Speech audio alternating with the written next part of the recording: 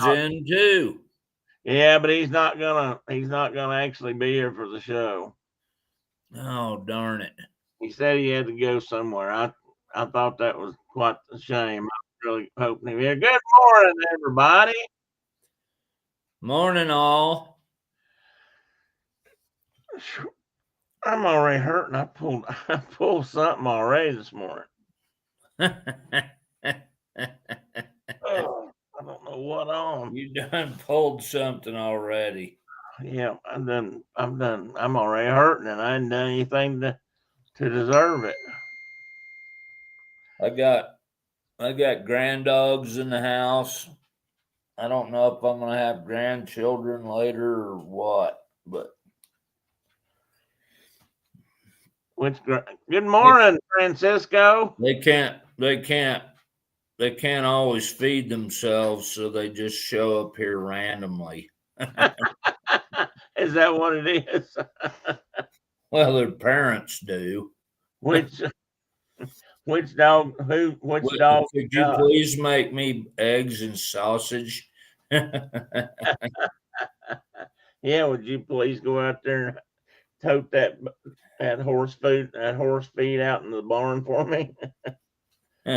You should do that. You should make a chore list and attach value out here, like 2 eggs and sausage. Move the hay. Or bring 2 bags of horse feed. Get toast and gravy or something. If you get like 18 eggs in a week, you bring a bag of feed. That's a good swap. And I bet that's not happening. Every other week, it'd be fine. Every other week would be fine. Yep. Our children haven't bought eggs in a long time. But they probably hadn't bought chicken. And they got up to like $7 a dozen out here at one point, and it's like, well, they were here too. They got up to 8. Maybe you need to think about going by the Baumgars and picking up a bag of feed every night. Maybe, yeah. Think how much money you're saving. I bet feed hadn't gone up anywhere near as high as eggs went up proportionally. Yeah, no, they did. It didn't. And maybe you should come out and like shoot a skunk every now and again. That's one you don't see on the list. Then I don't have to deal with it. Oh crap! It made me think of something.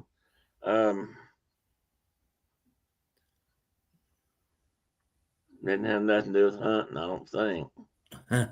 Sure it did. Well, I would hope I could remember it if it did. Everything had. I just found that copy of that beautiful DVD you provided me. Oh yeah, which I might watch today. You didn't have that, did you?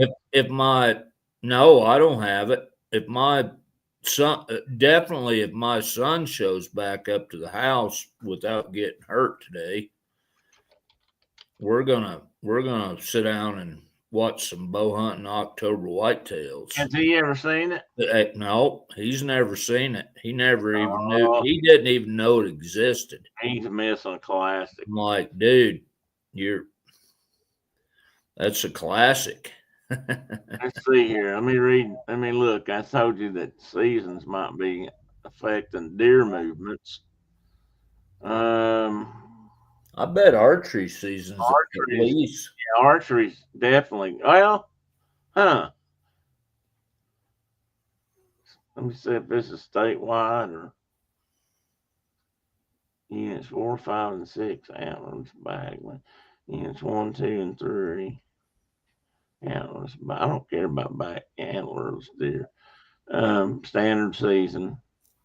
Wow, you won't believe this, but the standard statewide antlered daily bag limit, or not daily, excuse me, bag limit is 2 now.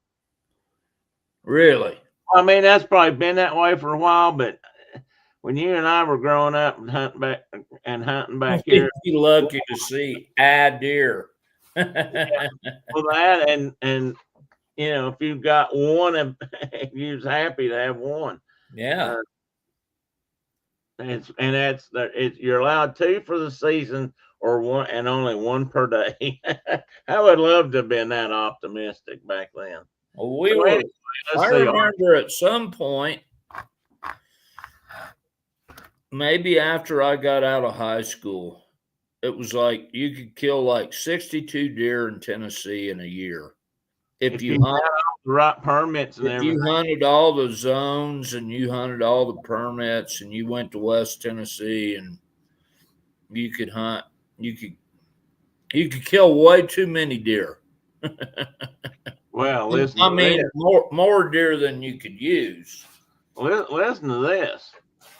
In units 1, 2, and 3, which are the 3 westernmost units, you're allowed to take. Wow. I mean, I'm reading this and not believing it. You're allowed in any of the seasons, archery, muzzleloader archery, and gun muzzleloader archery season, you're allowed to take 3 antlerless deer per day. Per day? It says 3 per / day. It doesn't say, and that's, well, maybe it's 3 per season. But you can take all 3 of them in a day if you find them. Good morning, Miss Tina McNeil. Hey, Debbie Burnfield, our dear friend. Welcome. Good to see you. Okay, my chores are done. Dogs wrangled, string locked and shared. Coffee obtained. Happy Thanksgiving. Yes, Halloween is over, so we're on the countdown to Thanksgiving. And 4 days. Oh, 4 days. Down to Thanksgiving. Oh my God. Well, we have so much turkey meat in our house right now. It's not funny. Is it real turkey meat or is it that ham kind? No, it's turkey. Good morning, Miss Brenda. I didn't even see you in here. Where is Brenda? It's got legs and everything. Oh, there she is. Good morning, Miss Brenda. Yeah, it's not a Randy Evans turkey. That's funny. Who is one of my most beloved uncles? I'd like to know if he really handed me a big chunk of meat and said, "Here, I brought you a turkey," and I'm like, that doesn't look like a turkey, and it wasn't. It wasn't. It was a big old ham. Oh, hey, Julie McCowan, welcome. It's still off the hoof.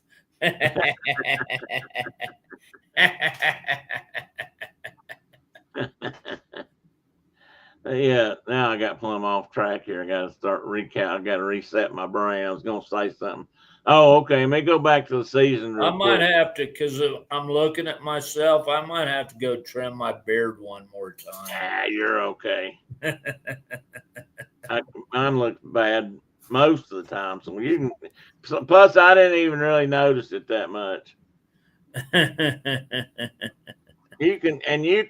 And now everybody's going to focus on this point right here.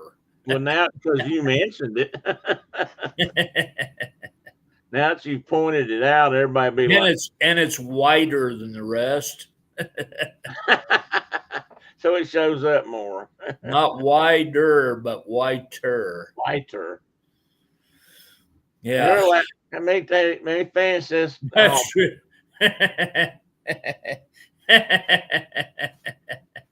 Brenda said it's really bothering her.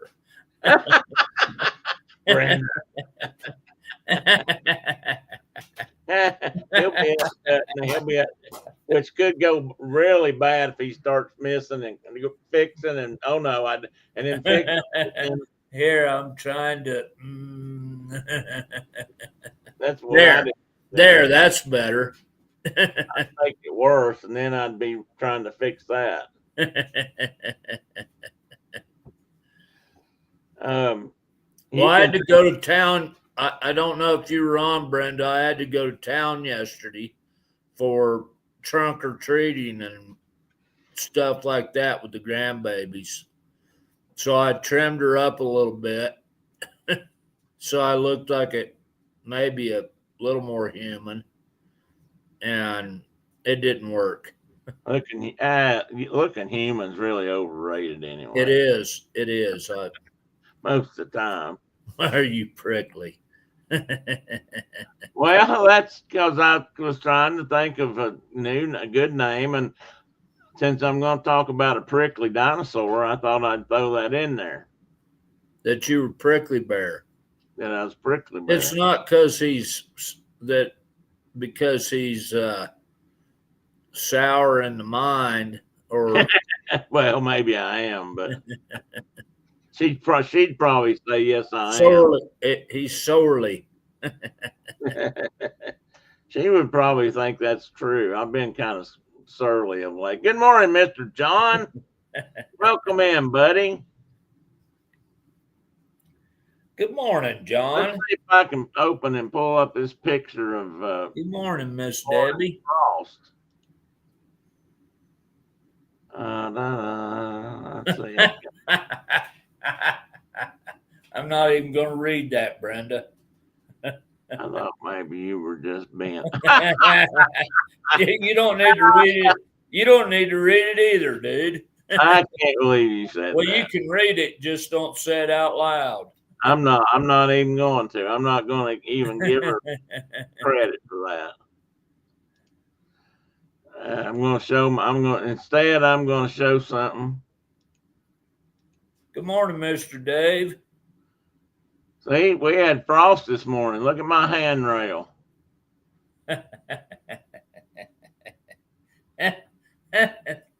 That don't even count as frost. Well, it is frost, and it counts as, it may not be a heavy frost, but it was indeed frost. And I promise you that I would have had to scrape my windows off in my car because they were all iced over. We've been frosting up now for a month, unfortunately. And you're just bragging. But not ever. I'm not bragging. It's awful. We're not frosty today, though. It's 100% overcast, and like something's fixing to fall out of the sky, be it water or white stuff. I don't know which yet. Did that image change? I lost my screen here. Oh, there it is. Well, I changed it to. I went from that first picture to another picture. Oh, that's beautiful. And you can kind of see that it's frosty all over. It's not a heavy frost, but it is a frost.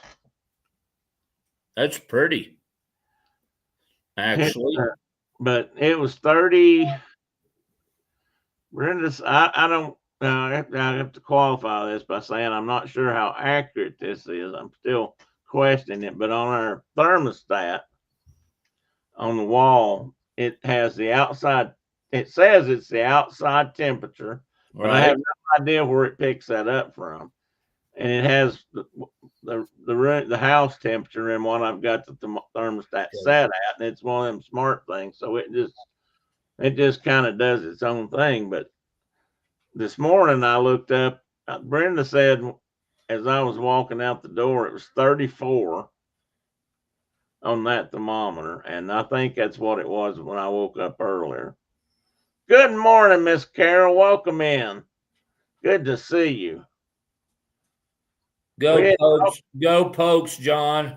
Go Pokes. That was they kicked their backsides. Who are they playing? CSU. The Rams. The Rams. They whooped them bad. When did they play? Last night? No, it was last week. Oh, last weekend. Okay. So, Carol, when's the Ohio State Michigan State game? Because we may see if we can get. I'm going to get Mark's. Oh, we're going to have to get you with my maiden aunts in one room. if we can't talk football. Oh, John, early happy birthday. What? I can't remember what day it is. For the bronze boot. For the bronze boot, my good buddy that was my best man ran the bronze boot in for the last leg. Not this game, but one before. They run it all the way from CSU to UW. The military guys do. Wait a minute. What's the And he got to carry it the last mile, which was way cool. So is that after they've won it, or is that? Yeah. So if UW wins, or vice versa, they either run downhill or way uphill. They run from Fort Collins to Laramie, carrying this bronze boot, which I'm sure weighs a pound or two. Oh, it's a big old. According to Terry, it's a big old heavy thing. Wait, I may back up. Now they carrying it from OSU to UW. Is that because OSU won it last year? No, CSU. I mean CSU. Is that because they won it last year? Now whoever wins, they run from the opposite town to the town that won. I got you. And Terry got to carry it in for its last mile. I think it was 2 years ago now, because he's an old man, and he don't run as hard as he used to. So, is he as UW? It would have killed me dead. I would have just fell over dead. Just thinking about running kills me dead almost. he ran it in for the last mile, and yeah, I mean they've been doing it forever. It's a bronze combat boot. Wow. And I don't know why. I guess I don't know the history about why that is, but do whichever school it's going to, are they the ones that supply the what would be the appropriate word there? The transportees or the carriers, or is it a mixed bag of people from both schools? I wonder. No, it's not. It's military guys. They're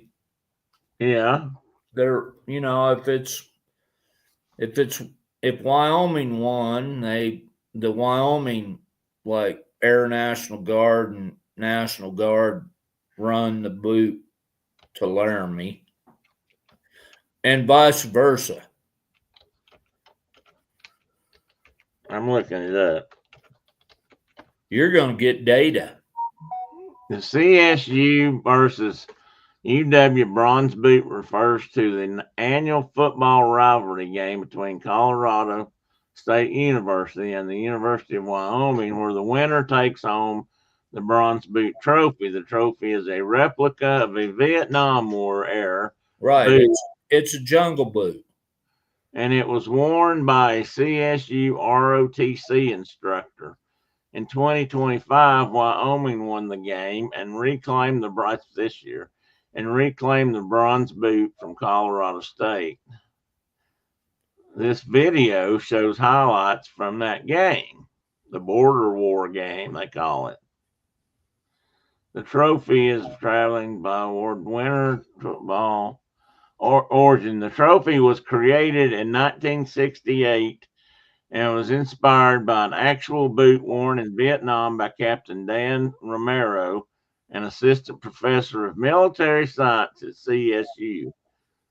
The rivalry is one of the longest running interstate rivalries in the West, with the team playing every year since 1946, with a few exceptions.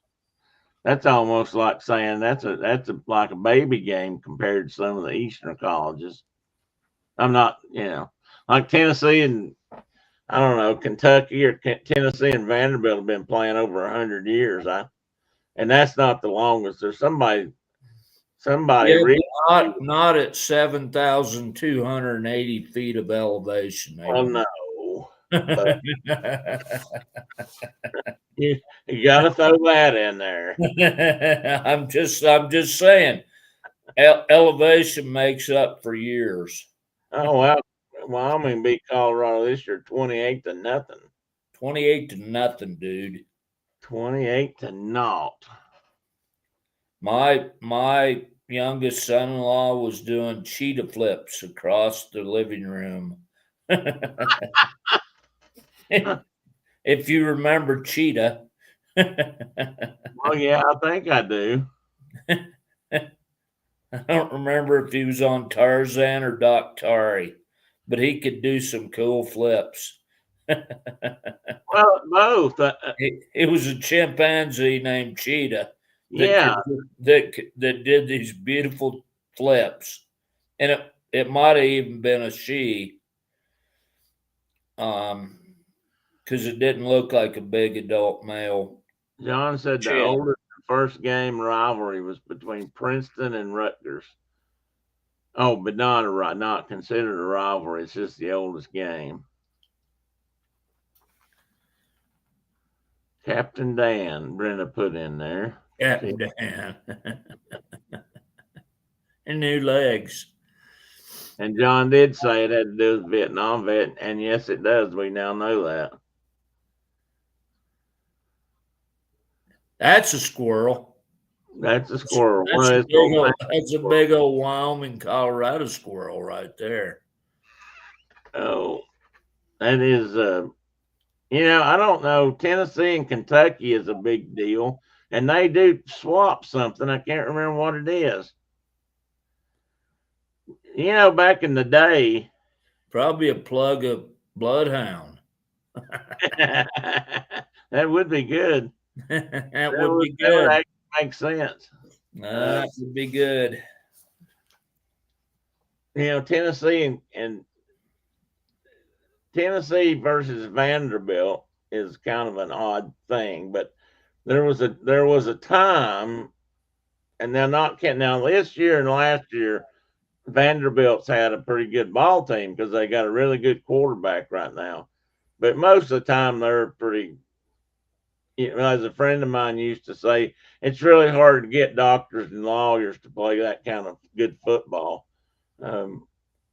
because Vanderbilt's kind of a ritzy school. So it's always, but back in the day, that game was a big deal, and that is why the University of Tennessee hired a gentleman by the name of wow, that just flipped right out of my head. What was his name? Nayland. Was he colonel? But he was a military man, and they hired him specifically to try to get Tennessee's football team inspired enough to beat Vanderbilt. That was, and that, of course, that was way back, and that the football stadium is named after him now. Maybe it was Colonel Nayland. But anyway, the stadium's called Nayland Field or Nayland Stadium. Actually, the field is named after relatives of mine. Well, sort of indirect relatives of mine. The ones that punched the end out of the. No, not those. Those guys. That was different. But no, seriously, my one.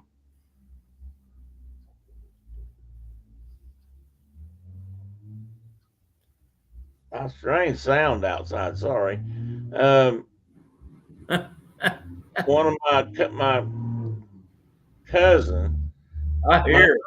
My uncle married into the Riemann family, and the Riemann family and their ancestors actually donated the field that Tennessee's football stadium is built on. And that field is called the actual. I always thought this was kind of strange. the ground that it's on, they refer to that as Shields Watkins football field inside Neyland Stadium. Shields Watkins was the family name that donated that property, and that they're in my family, in part of my family. Good morning, Dawn. I was just, she might know that story. Well, she probably wouldn't know that story, but I've actually seen the paperwork where they donated that to the University of Tennessee. Good morning, Dawn. Smashing that thumbs up.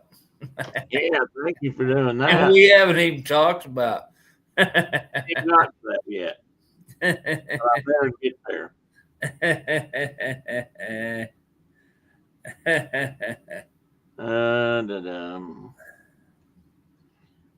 I bet. Oops, I don't want to start on that. John went out and caught a limit of stripers this morning or something.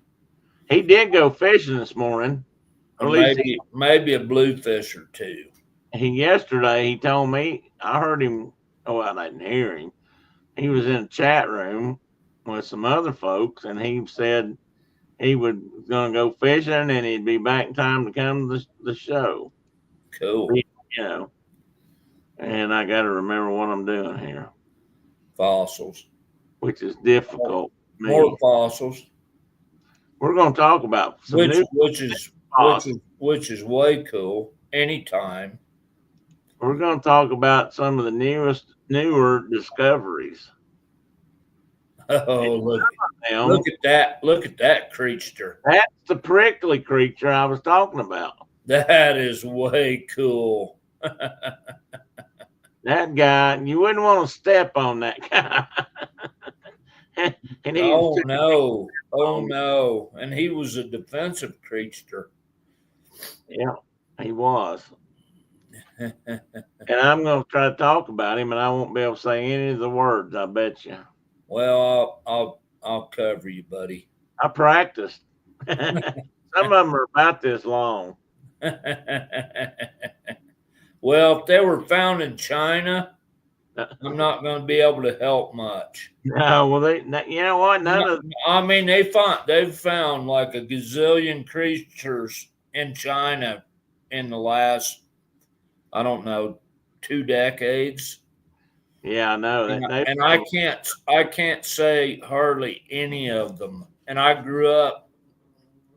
I mean, I was a 3-year-old talking these names. And now you can't say them. And well, I can't say the ones that they find in China because they name them different, kind of in a different manner, I guess I'll say. Good morning to Canada. Hi, Diane. Welcome in, Diane. Hey, Canadians in the house. Canadians in the house. I sure hope you brought some Tim Horton donuts or somebody's. I was in another chat room this week and they were talking about Tim Horton. And I looked it up, and he actually played football for hockey for he started out with the Toronto Maple Leafs. Not sure who he ended up with, but he played for 24 years, something like that. Evidently, he was pretty good. Mike ate them all. That, you know what? That happens way too often. We're going to have to talk to him. We're going to have to visit with Mike. Good morning, Tony O'Tower. And he'll whoop us all. He'll whoop us all, but we're still going to talk to him. We still need to have a visit with him. We need. Well, we do anyway. Come here, Crocky. Come here, buddy. Come here. Come here. You got a collar on. And we have a new sponsor today we're going to talk about in a minute. A new sponsor? New sponsor. Come here, buddy. We certainly do. Come here. Brenda says, I've been working on a little bit at a time. I won't say that it's up and running, but I can at least do some things in it. We're talking about, What are you getting up and running? Your sewing room, Brenda? I thought you might be doing some sewing today. Do you have your sewing room up and running? Okay. I'm sorry. He don't want to be. He don't want to be on camera. Crockett didn't want to be on camera. The grand dog. That's the grand dog you've got. I've got Crockett and Bluey. Bluey? Well, she's a blue heeler. Is she new? Them Lockwood's like a blue heeler. I don't know why, but Yeah. she's So- fairly. She's not new. She's fairly new, I guess. Come here, Wolfgang. Come here. How does Crockett compare in size to, say, Boudreaux? He's bigger. He is bigger. He's thicker. He probably outweighs him by 15 pounds, maybe. Good morning, Chuck. Maybe 20. Good morning, Chuck. I thought they'd be pretty close. No, he's half heeler, half Corgi, isn't he? corgi, and his head's significantly larger, and he's just a bigger dog. He's no taller than Boudreaux. Okay, so he's not taller. I wondered about that. Yeah, he's not taller. And Boudreaux is Dachshund and what? Dachshund and Border Collie. Border Collie. And I'm fixing to invent 2 new breeds. Are you? Yeah, I'm gonna make a Malinois. A Malinois, okay. Yeah, so you breed a Belgian Malinois, Which is a really dog. To a Rottweiler. Oh. and then I'm going to make a what was I calling it last night? I can't even remember now. A Adobe Wah. Adobe Nah. So that's what. Yeah, so you could have like the most vicious dog on the planet in 2 different forms. Well, you got one. If you breed a Malinois to anything, it's going to be mean. But it's going to be very. But it'll be real smart and be able to take down your average terrorist at any time. And I've seen a Malinois go up a wall. Yeah. I almost believe they can go vertical. I mean, they can defy gravity. So when I was a kid, we had a shepherd. Yeah. And he literally could climb trees like a bear. Oh, really? I mean, just like grab a hold of the bark and just pull himself up and just work himself clear up. You could take a stick and put it way up high in a tree, and he'd go up that tree and get that stick. And I'm like, you don't want to be messing with a dog like that. Malinois are neat dogs. I think so, because they've been used for war dogs for so long, but you don't want to be breeding them to Rottweilers and No, I think that would. You're right. and Dobermans and things like that. It'd just be like, oh, I've just created a monster. And Diana says you have designer dogs. He kind of does, Diana. You're not far off the mark. Now, while he don't personally look for that sort of thing, I like purebreds personally, but well, you didn't actually do. I mean, Boudreaux he was sort of an accident, wasn't he? Well, Boudreaux was my wife wanted a dachshund. And we started looking around and we found this like puppy mill in Utah that was breeding these crossbred dogs. dachshund border collies, and I'm like, let's get one of those. And so we did, and he's my buddy. They actually were But he breeding. doesn't like any other man. He's bitten our local game warden. Oh, He's bitten both good. my son-in-laws. He's bitten my son. He doesn't like men except for me. Interesting. And then Sam has this cowboy corgi. And then our oldest daughter has a cowboy corgi that's what is he? He Aussie corgi cross. But, And I would take that dog every day if I could. I think that'd be a good cross. What was the one I was just talking about? Somebody I knew had He's something. He's a good boy. Who were we just talking to about that? We were just talking to somebody about Aussie cross with maybe it was that dog. I don't know. You saw him and you wanted him.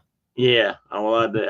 I think that is a good mix. And he's a good boy. He's got the corgi mentality. He doesn't have the Aussie mentality. He doesn't. I'm gonna bite you kind of mentality. Does he try to herd? I mean, is he a good? He's a great herder. Oh, okay. And so is Crockett. He's a great herder too. They're funny. It's funny watching, and so is Boudreaux for that fact. Although he'd rather fight a badger as herd a well, that's that's a good part of his nature too. We had a big old badger out here. He was like, I'm going to get you. Tina says that's the doxy. Yeah, I mean, dachshund means badger hound. Yeah, I know. She grew up with dachshunds, she said, and they are one-person dogs, and the rest are used as teeth sharpeners. That's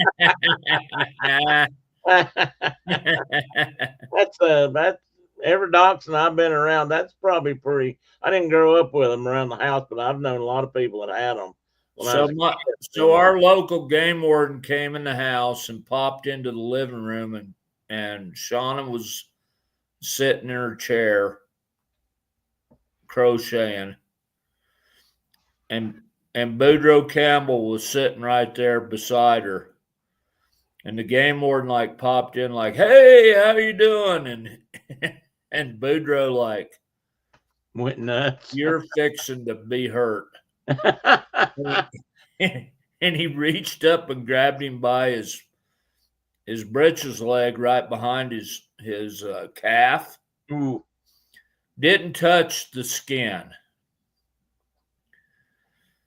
But I didn't know that at the time. So I'm like, dude, I need to look at that one. He's like, I'm like, did he bite you? And he goes, yeah, he bit me. And I'm like, well, I need to look. Let me look at the wound. And so we rolled his pants leg up. He had on like First Light pants. Yeah. And he rolled him up. And I'm like, there's not a mark on your body, dude.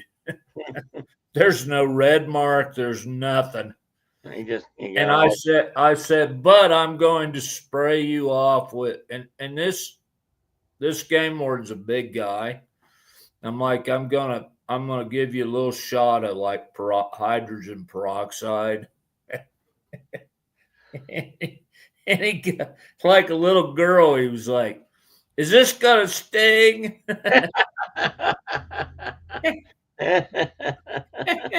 And I was just like, well, I hope it does. Well, it won't do any good if it does. But he didn't have any injuries, so it wasn't going to sting. Okay, guys, let's see. I'm going to do a little bit of housekeeping. We got to talk about Please hit the like button. liking and Consider hitting the like button or the unlike button. If you don't like us, then just tell me. Well, but hit the button. Subscribe to the channel. I can't even imagine that. How can I imagine which part? If you don't like us. Well, I can't imagine it either, but some people are just like that. Leave a comment. Apparently that does something to the algorithm and maybe it makes the algorithm. It's got to be at least 8 words. Got to be at least 8 words to make the algorithm kick over. And don't forget to practice your rabbit shooting, because a week or two of daily practice and a good rabbit cover will get you well up towards the successful at shooting at this game. Remember that. Did I tell you about driving home from the airport? No. So we landed at like 10:30 at night. And Shauna was like, do you want to get a motel room? And I'm like, no, I want to sleep in my own bed tonight. And so we drove home 2+ hours and, got home at 12:45 or whatever. I wondered about that. And I have never seen that many rabbits in my entire life. Really? It's good. It's going to be grand. Time to start hunting. We're going to have white chili soon. And they've been down for a few years, haven't they? Yeah. So 21, 22, they tanked to where you thought rabbits were extinct, but they're back. They're back. Well, that's what they do. They'll do that and then they'll be gone again. But yeah, I mean, if the weather's good, maybe they won't go plumb away. They'll cycle down again. But yeah, my son and I are really excited. All right. I'm gonna go off the screen, man. I gotta stretch my leg. My hip's locked up and it's really hurting. So give me just a minute. Okay. If I can find my cursor so I can do what I want to do. Where in the heck is? Oh, I know where I had it locked off, didn't I? Yes, you did. I don't know. I did. I had. Oh. I know that noise. You heard it pop or not? Oh. But it did. I heard it pop. I felt it. Rabbits extinct, isn't that an oxymoron? Yes, it is, Tina. But for a few years, we couldn't find them, hardly any. And they finally took advantage of conditions and they're back. So, come here, buddy. Come here, Wolfgang. You little varmint. All right. Have you done your jumping jacks? Okay, you're good. You're good. For now, I think it. Oh, that pop helped a lot.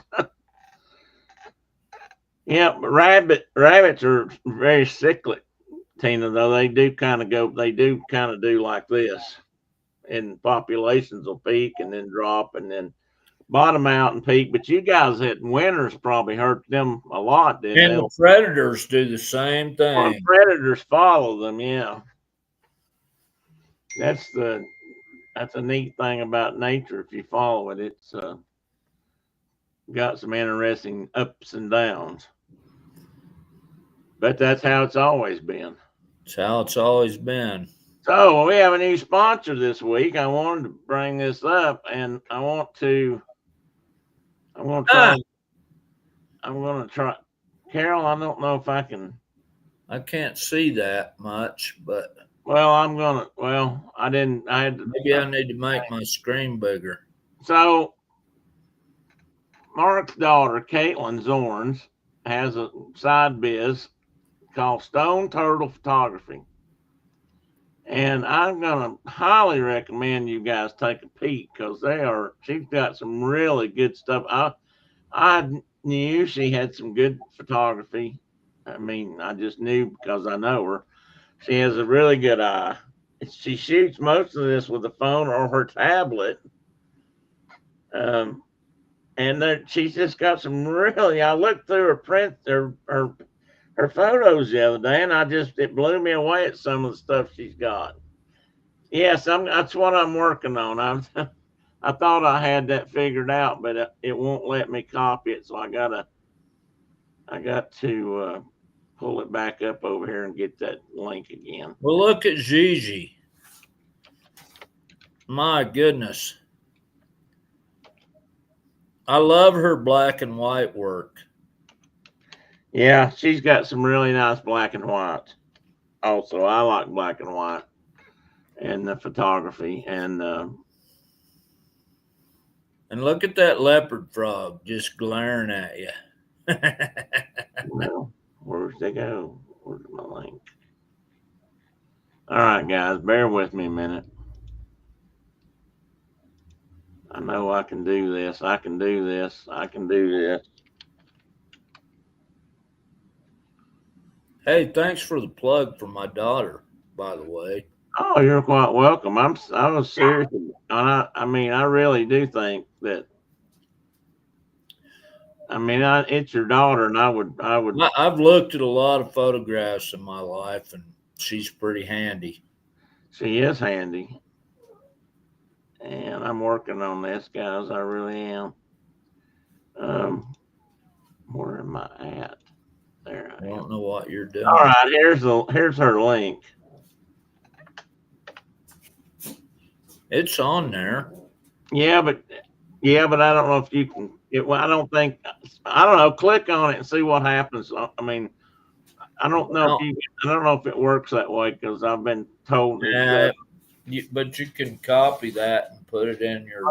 If you can do that, but I just put it in the chat, so you should be able to click on it now in the chat. And I wanted to pull up a couple of pictures. I don't know if I can do that here or not. Yeah, I can do it right here. I did set this up to do it this way, I think. But only for you. No. I'm going to pull it up and then drag it over into the, I think. One of her pictures that I really liked, and I'm going to get a print of, is this one. And I'm going to see if I can't put it on the screen here, so bear with me. I have to constantly remind her not to go outside when like lightning is happening and stuff like that, because she's just like, yeah, I'm going to go outside and stand in the pasture and take pictures of the lightning. Yeah, but sir, like, that's like lightning. Well, this is one of her lightning pictures, for example, guys. And I love this. I mean, look at that. I don't know how, I mean, and I'll be honest, I don't care who it is. There's a lot of luck involved with catching lightning just right. But I love this picture because look at that spot there in the middle where it's like that's where it exploded or started or something. And it's not just a streak. It's got that one spot in it that's, like creation is happening. That's like the big old, like the center of the universe, Opal, Wyoming, population 63. That you can see there in the background. I'm not gonna show all of her stuff. I didn't want to try to do that, but there's my favorite dog. Well, hang on a minute, and I'll show you that. I mean, this is a really nice sunset picture. For example, and let's see, where was this dog right here? Yeah, that's Penny.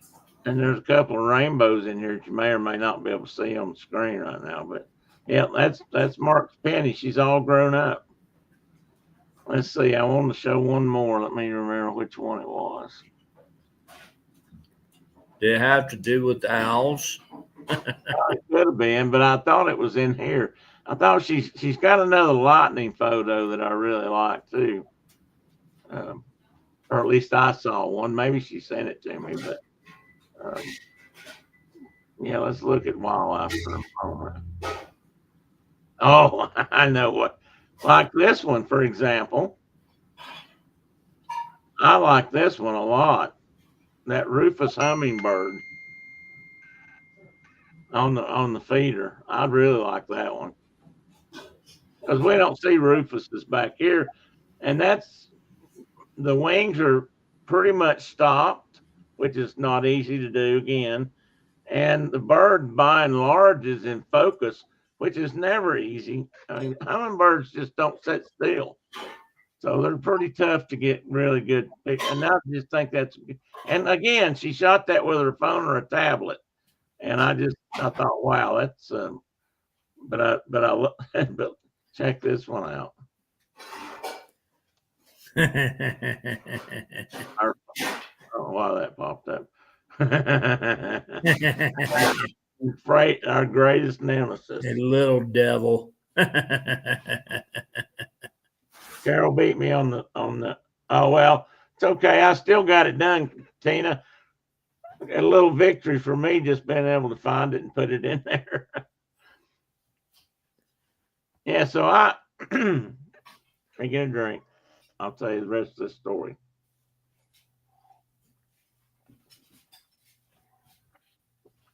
So, so I ordered a picture. I ordered a print the other day, and I told Brenda, I said I was going to show it to you, but maybe I'll keep it for Christmas and give it to you. But anyway, then I saw this one, and I couldn't resist. I ordered a coffee cup with that on it. I couldn't. I mean, if it had a squirrel, I'd have put a squirrel on there. But what an evil little devil. And that's a really sharp photo. I mean, that's well, and she could go up to these things and just like take photos, and it would be attacking me. yeah. For example, I just don't see how. I mean, she gets these photos and she doesn't use a tripod. I don't think because she's not using a. That's a meat bee. Yeah, I mean, I think if she had a camera, that's my spirit animal. That's a damn yellow jacket. I just think she'd be even better. But anyway, so check it out. I highly recommend. I almost dare you not to find something that you like because there's just lots of really cool stuff. And I was looking at her stuff this week, and I asked her permission if I could put her on the show. Spotlight her stuff today and put her on the show. And she said I could, so there I am. I did it. And thanks, buddy. You're welcome. You're welcome. She's just way too talented not to like. Yeah, I just think she deserves a little bit of I don't know, publicity. I think about a friend of mine I used to work with. He's retired now too, and he's I don't know if it was for retirement. He probably was already doing it, but he got himself a new camera and some gear, and he's been out all over the country wandering about taking photographs, and he got some kind of award this week, or not this week, but maybe this month. He posted it recently, last week or so, from maybe the state of Tennessee Wildlife Society or the Wildlife Conservation Group in the state for his photography. He's really good. So I always wanted to do that. That used to be my thing, was photography. And so when I see a lot of people doing well at it, I like to. Well, some of my favorite photos she takes are of the chickens. Uh-huh. And she's got I don't even know what kind of lens it is that makes it look like the nose is like the beak is giant and the rest of the chicken's smaller, and Yeah, she's got some kind of a wide angle that it lens. just makes me laugh. And she printed some of those off and gave them to the family, and mom's got one in the kitchen, and Yeah. it just makes me laugh. Well, she's got one that someday I hope we can use as a inspiration in a book, in our book. That's that close up of that one chicken that had the crooked beak. Yeah. I think that chicken has gone to the great beyond, but That chicken has crossed the divide, buddy. that was a neat episode. But it lived a long time for a chicken. Yeah, and that was such a neat picture. And as far as I know, it never laid an egg. Not one. Oh, it never did. Not as far as I know, it never laid a single egg. It had that cross bill. But stuff doesn't have to like pay for rent here, if you will. Some critters have to pay their way. We got a horse out here that's never had a saddle on his back, and he's a bronchi, worthless, no account heathen. But he'll live here till he dies. Yeah. And it's just, yeah, I wouldn't, I don't know. Well, I'm gonna, yeah, no. Everything has some value in some way. Well, even sometimes. And he's a sweetheart on the ground, but if you got on his back, he'd kill you. Let's see here. John, you mean like, were you talking about a ball-faced hornet? That's a different critter than what I was showing. That was just your basic yellow jacket, but he looked big, and he actually looked. Bald-faced hornet's a bad mamba jamba too. Oh, yes. I just Caitlin found a bald-faced hornet nest up on the river the other day when we were salvaging fish, and we were moving them from entrained pools to the river. Yeah, those fish.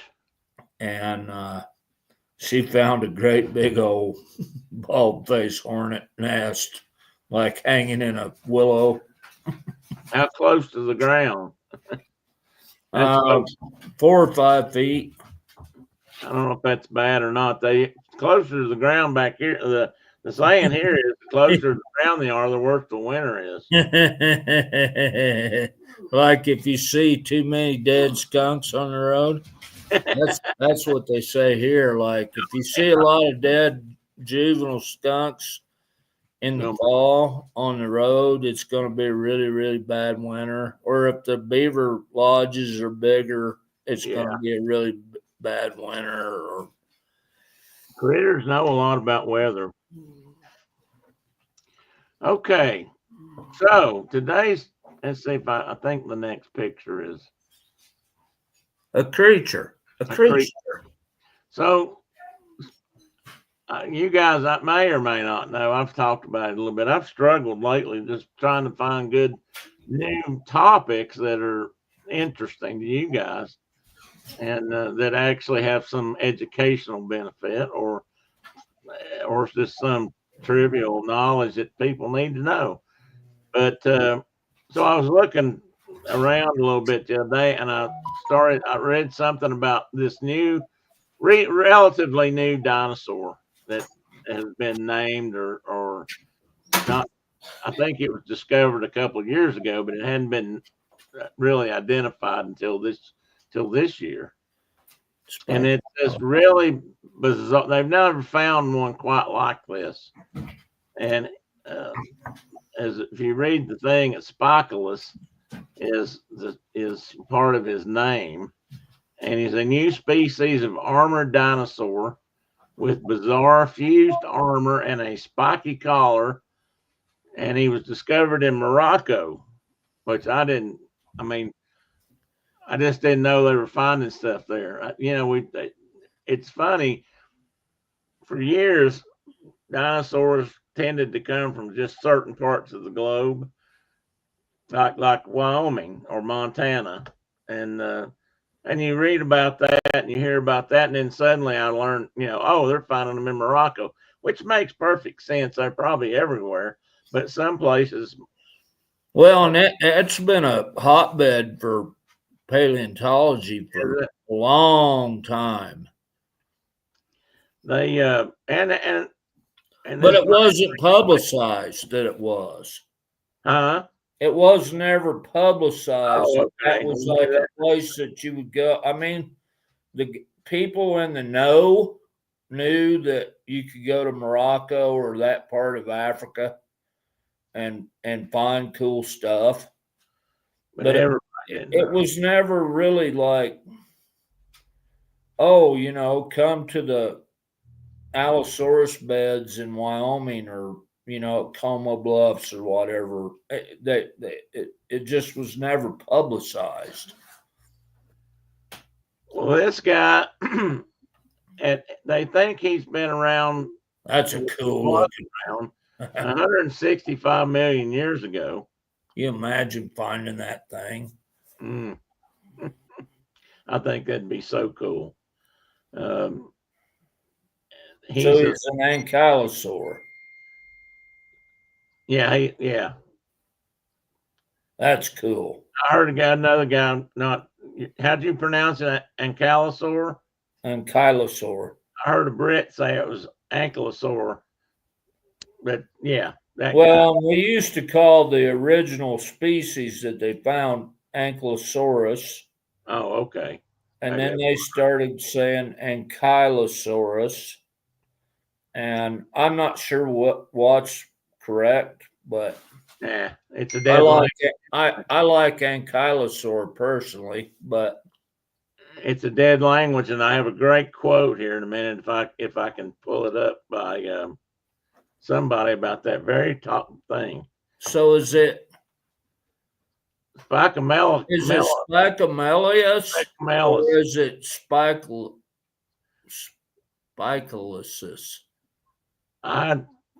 I just call it Spicomellus, but I don't know.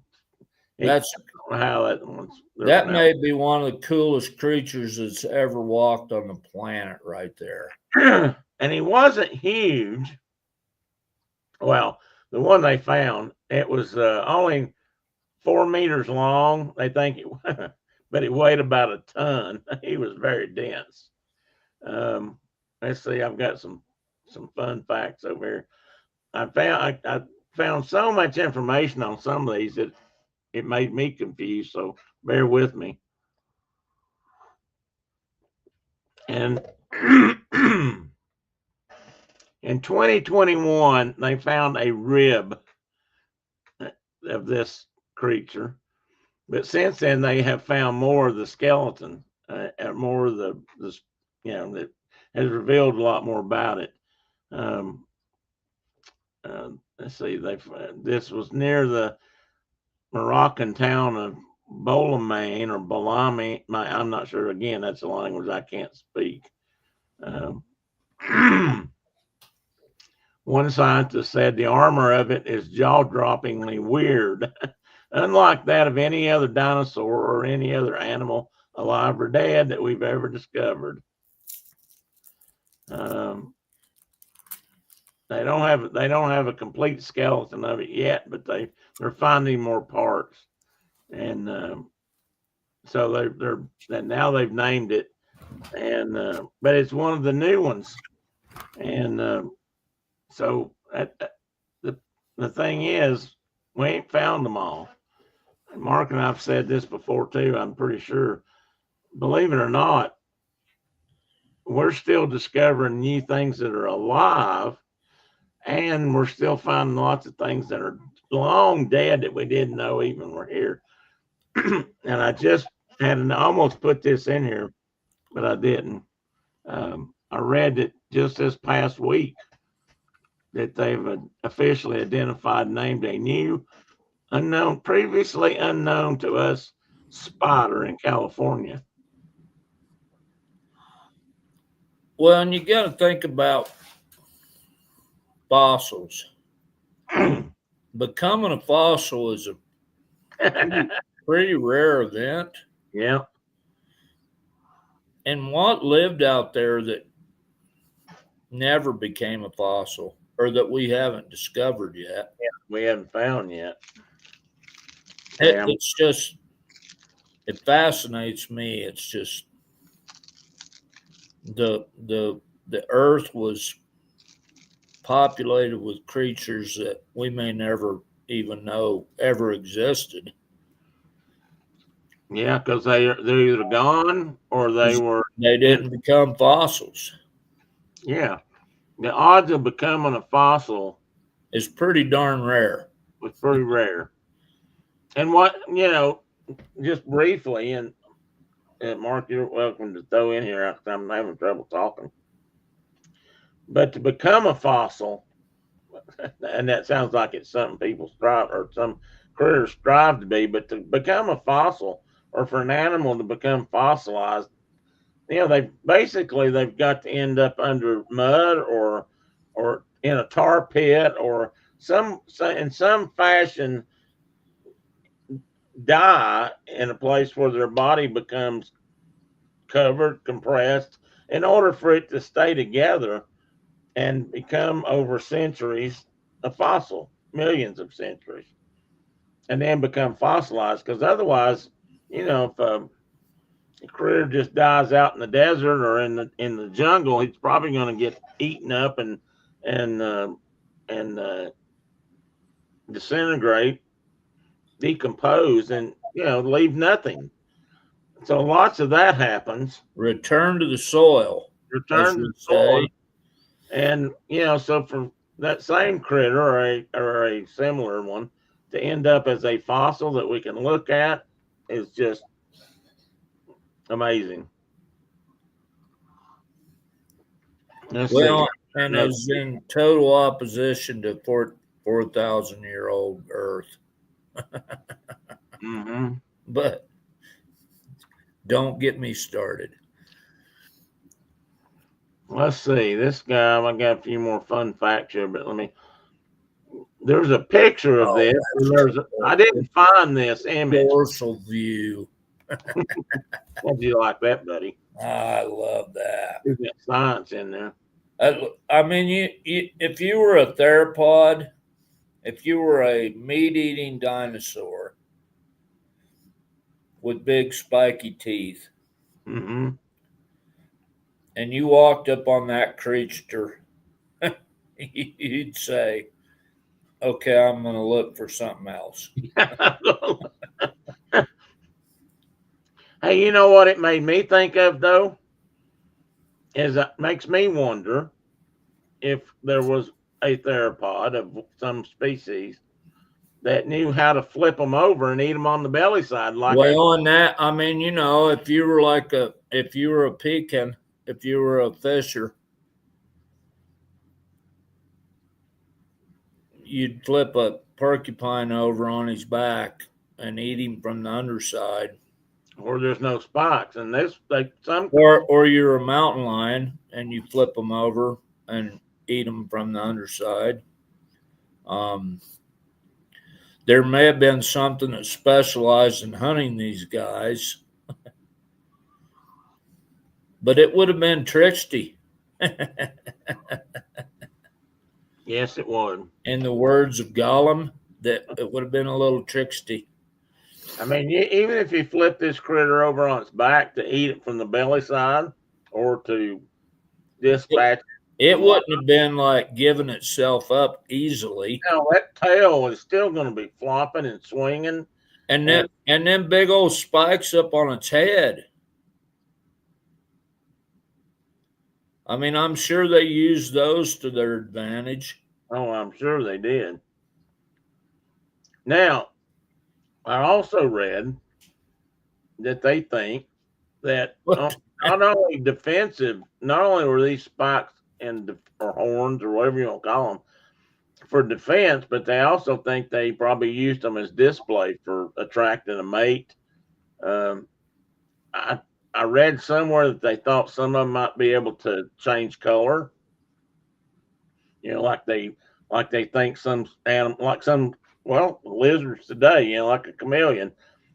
If they're trying to, uh, It would have been cool to document that. oh yeah, Like a lot of the ceratopsians, with their big frill. They think we're some going of to talk about them in a that minute, some of that was just for display. right? And they could change the color. Yeah, like you could flush color into that and like, oh, look, he's got eye spots or whatever. Well, squid and those kind of creatures can do this. We see that a lot. Octopi, because I refuse to say Got octopuses. all those chromatophores that make them like they can change color Yeah, from blue to green to brown to.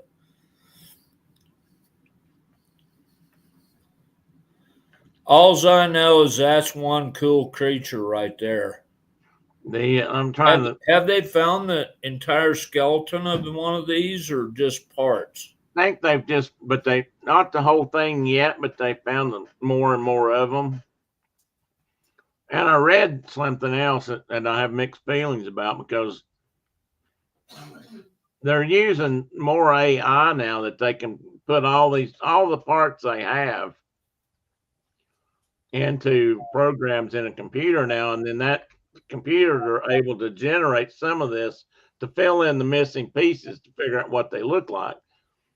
Now I have mixed feelings about that because AI just learned from us in many ways.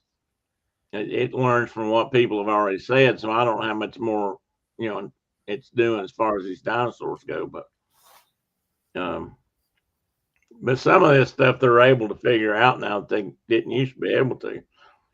If they've got 80% of a dinosaur skeleton, and they put that part together, then now they're able to fill in the blanks a whole lot better than they used to be able to.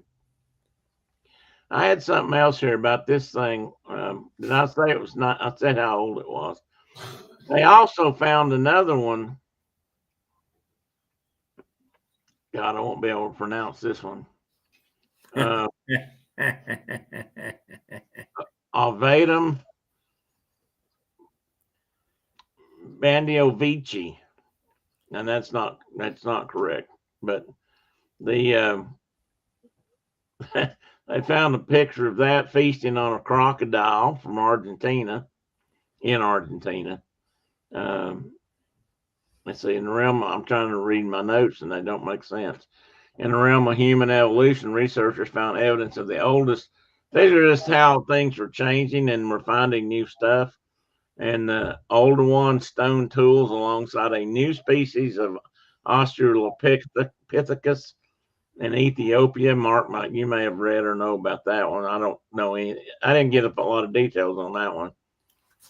And then there's another 500 million year old fossil. What their point was, as we learn more, things are changing. And this was a Shishania aculata, and it was reclassified as a sponge, and they thought it was a mollusk for a long time, and now they've figured out that it's a sponge. And all this stuff is evolving as we go, and we're learning more and more about it. And I found a video article. I don't think I have it here, where somebody said what you got to remember about taxonomy is it's always changing. Which part of that I hate, to be honest, because we've talked about this, things that we grew up calling certain things are now different things. Are now different, like a black rat snake. Everybody pretty much says they're just a gray rat snake that's aging, and I think I just think that's wrong. But that's what some of the science is doing. It's evolving in that regard. So dinosaurs and humans and all these things they're all going through that.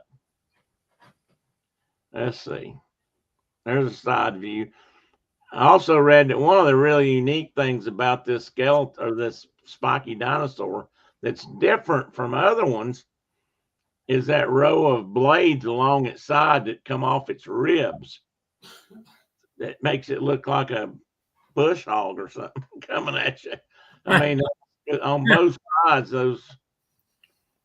It's just it's a very formidable critter, but not on the underside. but not on the underside. Huh. Kind of interesting, huh?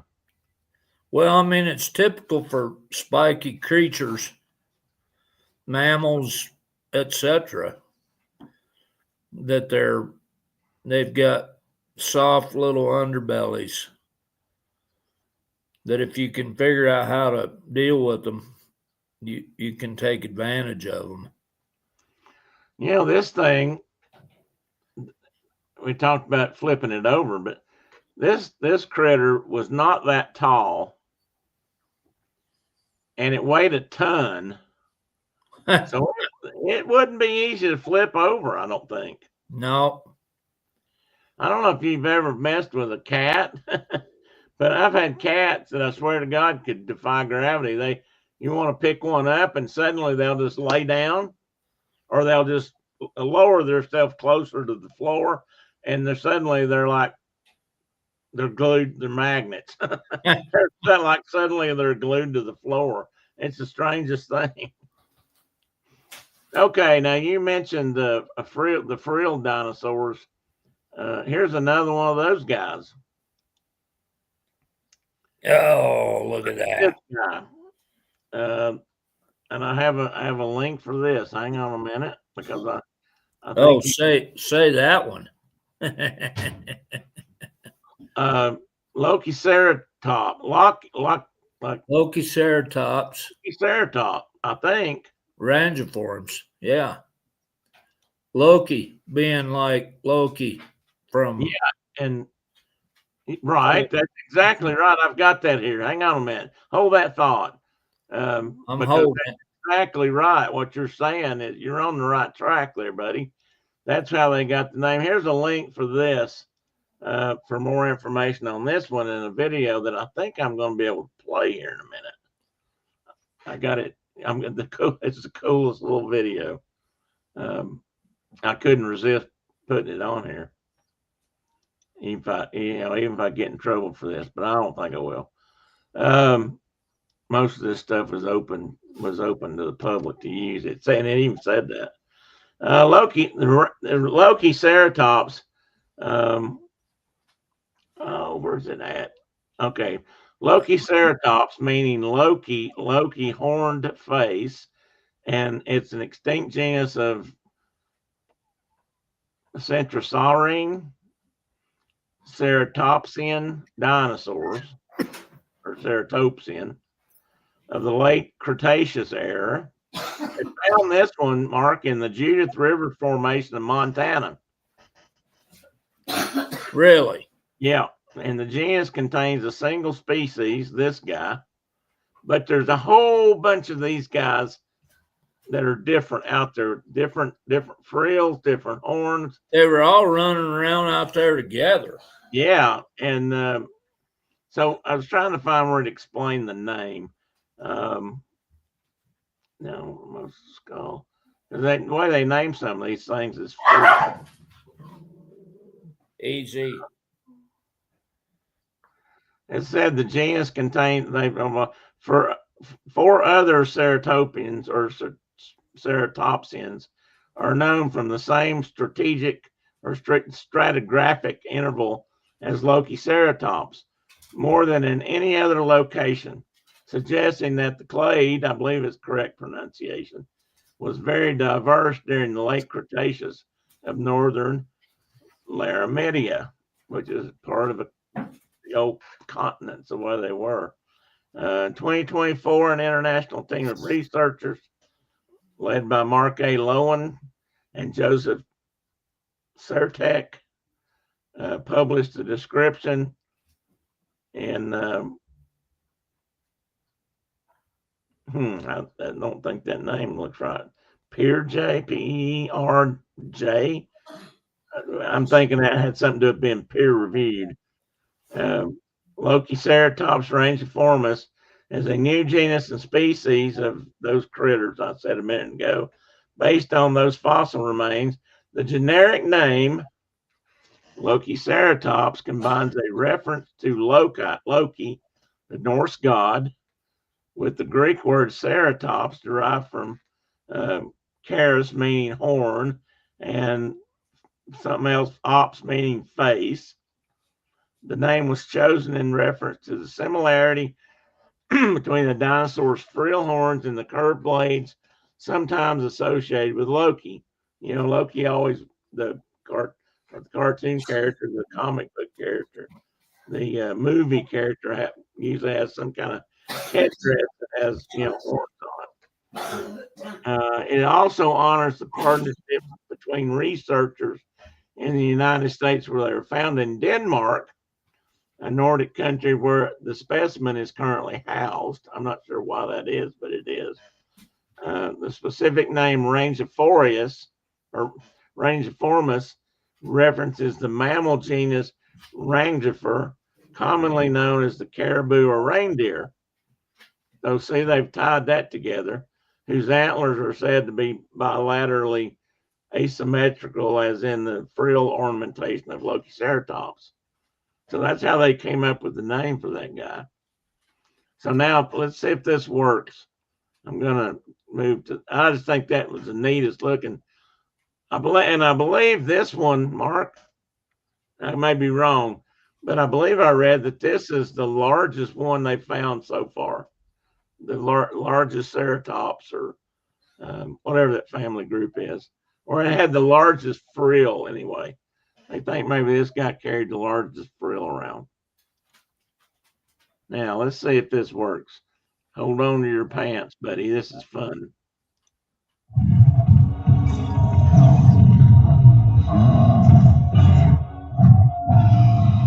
Meet the Lokiceratops, one of the most spectacular horned dinosaurs you can add to your park.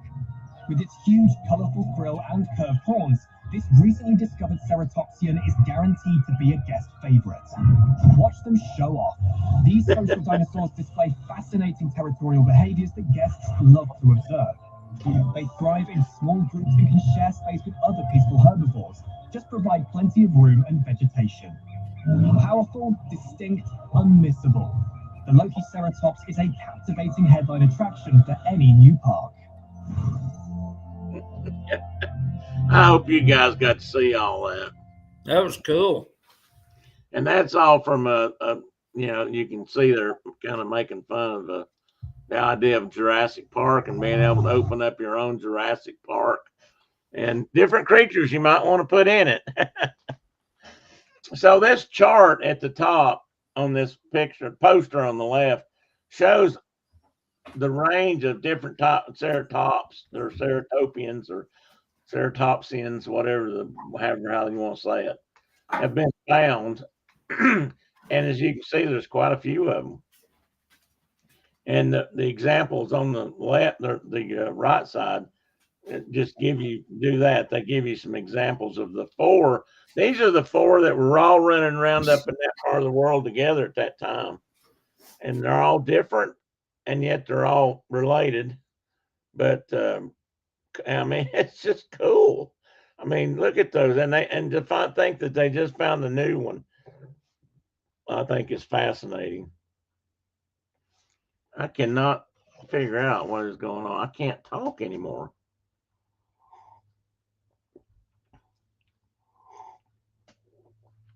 You there? I'm here. Okay. It seemed like it got real quiet. I just turned my mic off for a minute. Do what? I just turned my mic off for a minute. Oh, okay. Anyway, those guys are pretty neat looking, and they're big, and they were probably kind of scary too, but they were not necessarily they weren't the guys to necessarily be afraid of, but I don't think you wanted to walk up and shake hands with them. Anyway, I bet it would have been like walking up to a like really ginormous sized bull. yeah. Well, I was wondering about that, or a bison. Like I bet they were surly Yeah, I bet they were too. because they were being hunted by big old surly creatures, and so I bet they wouldn't have been nothing to mess with.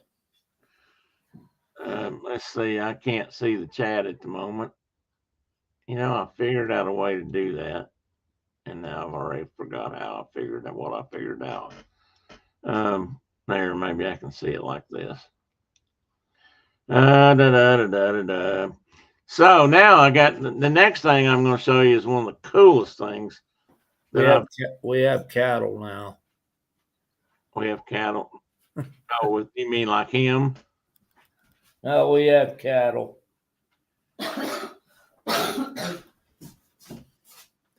Well, you got strays in your fish. We got trespassers.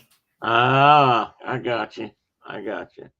So the next thing I found that is a recent discovery is concerns this guy. Judy the Dimantotenosaurus was a giant leaf eating out of the trees kind of critter. And I'm going to say this, and Mark and I have had this discussion, so he can correct me. But to me, this is the Brontosaurus of my youth. When we grew up, some of us anyway, these kind of dinosaurs were called brontosaurs. And they're not called that anymore. They've got so many different, well, and that's not all bad, because part of that's because we've discovered so many different variations of what we thought was the brontosaur. But they found this one, and this is another one that was found. Oh, this one was found in northern Australia. And I've got a map here in a minute, and I'll show you roughly where it's at. But what's really cool about this one is they found fossilized gut contents.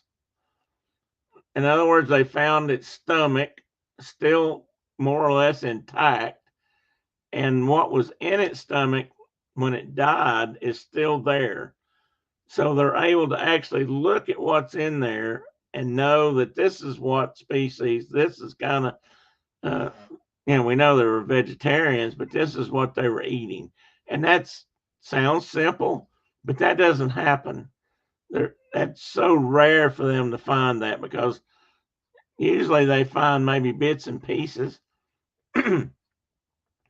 But the thing is, I hope you guys can still hear me. But the thing is, they don't ever know if it's not inside the stomach. They don't know if what they find was really what it ate or what maybe accumulated on top of it later, that kind of thing. So this one was really exciting because they know it's a stomach. Let's see here. Rare fossilized gut contents from a 95 million year old sauropod found near Winton, Queensland, Australia, confirms a long held theory that this group of long necked dinosaurs were herbivores. Well, we pretty much did know that. Researchers believe the excavated specimen, Dimantotenosaurus, I heard that pronounced a couple different ways too. Matildae, get that, Matildae, Waltzing Matilda, from Australia. They named her Judy, and she was what they call a bulk feeder that didn't really chew up its food, but instead they just kind of grabbed it and swallowed big chunks of treetops or whatever it was eating. And basically it relied on fermentation within its stomach to help break the food down, instead of macerating it and chewing it up and cutting it up into little pieces. It just kind of was a glob in its stomach that fermented, and that's how they got their nutrition from it. So fossilized dinosaur guts unearthed in an outback Queensland could back a long-standing theory on the diet of these animals, the biggest reptiles to roam the planet.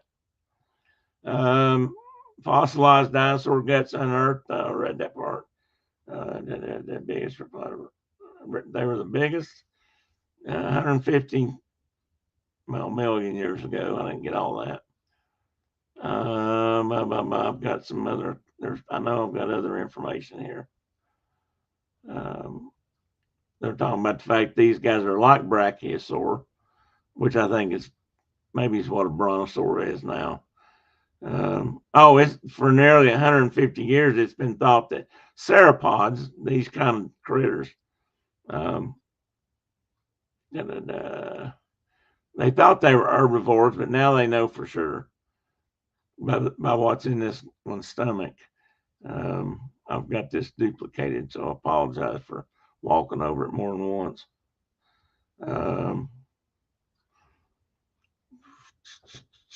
Direct evidence of what these animals ate has long been lacking.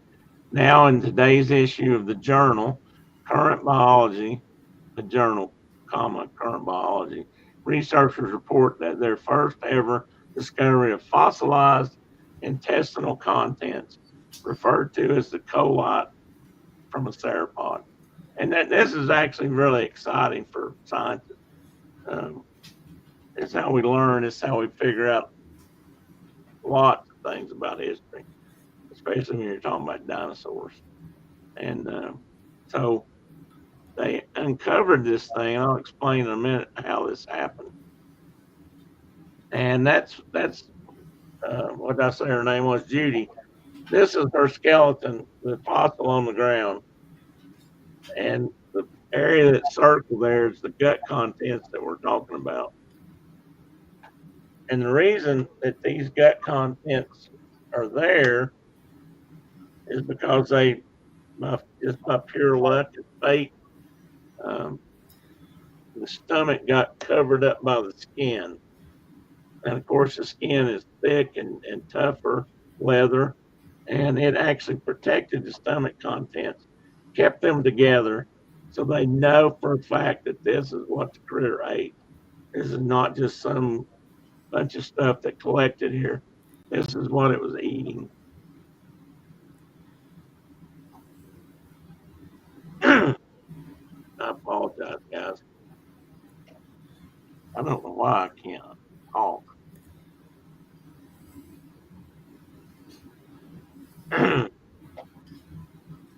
Let's see. I know I've got some more information here about this thing. Oops.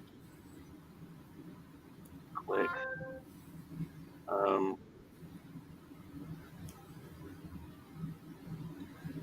They found it at a place called Belmont Station near Winton in Queensland. And it was sealed over by a layer of mineralized skin. So that, again, that's what happened. That's how the skin saved it. What was really exciting about the gut fossil is in places you could actually see in the folds of the gut, you could see what was in there, and the stomach lining was folded over, and you can, by scanning this nowadays, you can do a CT scan on this, and they can actually pick up the layers and what's in each layer, twigs, leaves. And this, I'm going to show you a picture in a moment. These contents are so well defined that they're now able to actually identify plant groups and species that they were actually eating. And that's all the same. So let's move to the next picture. And here we go. And there's the stomach of Judy. And if you look really close there, you can see leaves from different plant species. And you can, if you know the leaves of those plants of that period, or where you found other fossils, and they do find fossilized plant material too sometimes, they've been able to identify what Judy was eating. Probably ginkgos and conifers. Yeah, both of those things are in there. And I don't know if this is going to work or not. Because there weren't any deciduous plants yet, or grasses. There was a mix of angiosperms versus angiosperms are conifers. But yeah, and ginkgos would have been around. Yeah, but they're And cycads. Yeah. Let's see. This is the. I'm going to run through this real quick. If this pops up on the screen, you'll see the scan. You won't be able. I don't. It's not. It's a quick thing, so you can't. I can't pick out all the stuff. But by using this scan and whatever how many millions of layers they scanned this, you can see most of these things. Oh, this is how it's going to work. I got you. I don't know. Can you guys see any of that yet? I don't think you can. Just the photos.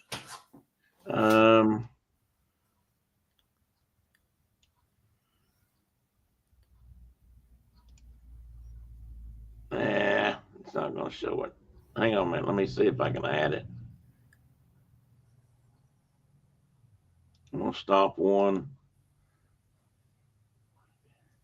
No, I'm not inviting anybody.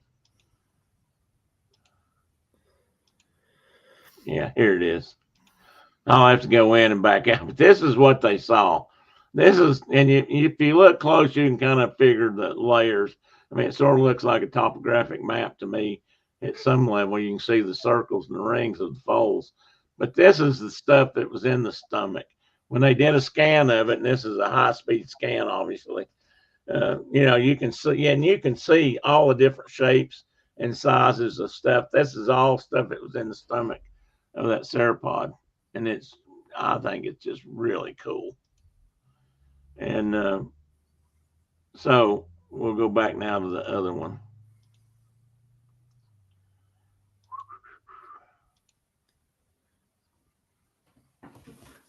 And let me go back here and get where I'm supposed to be.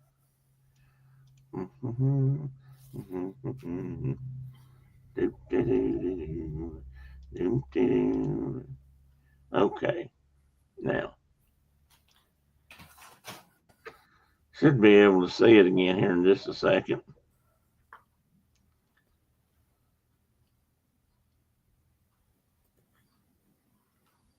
And why is it not? Oh, maybe I didn't share it all the way. I didn't. There it is. So anyway, I hope you can see that. You can see the leaves and things in that stomach. That's just the coolest thing. I mean, whoever would have thought that you get excited about stomach contents. But and one of the things, they can pick out some of this stuff in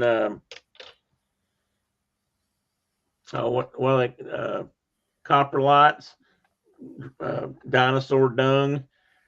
But you can't. But when they find it that way, they're not sure if it's something the dinosaur ate or something that like blew onto the dung pile and got mixed in. So they've never been able to say this is definitive. This is what they were eating.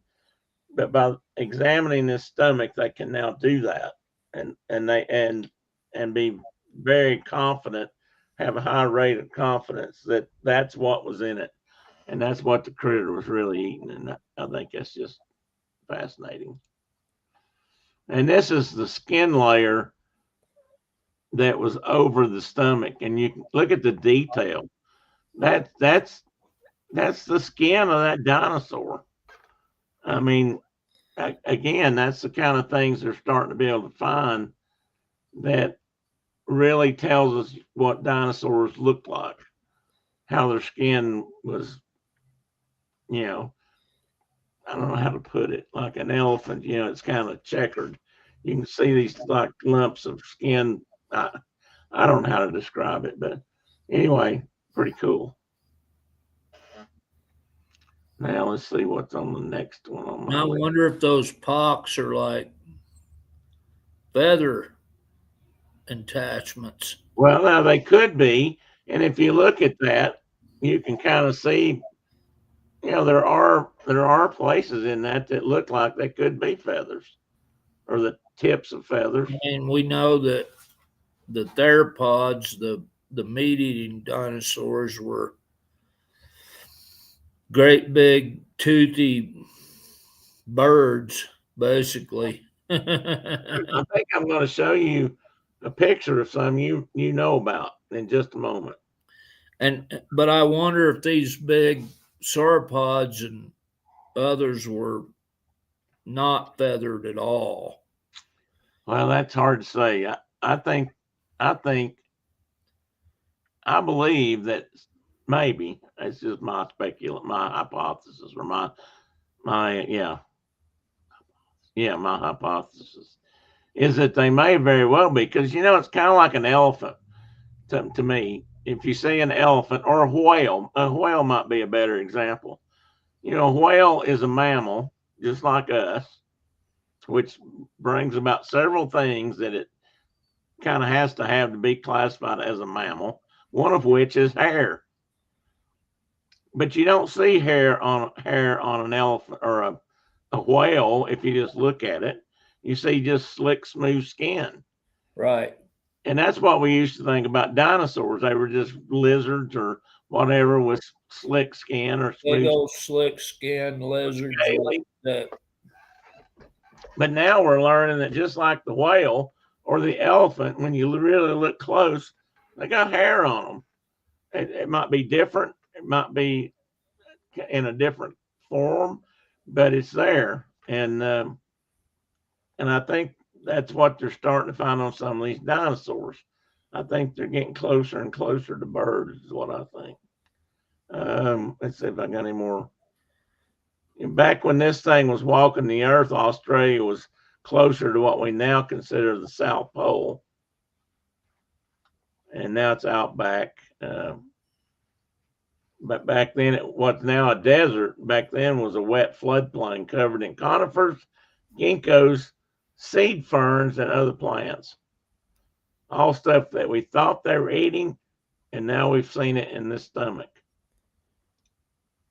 And that's the locations of roughly, I don't know why, but when I put this map on there, those location points didn't show up.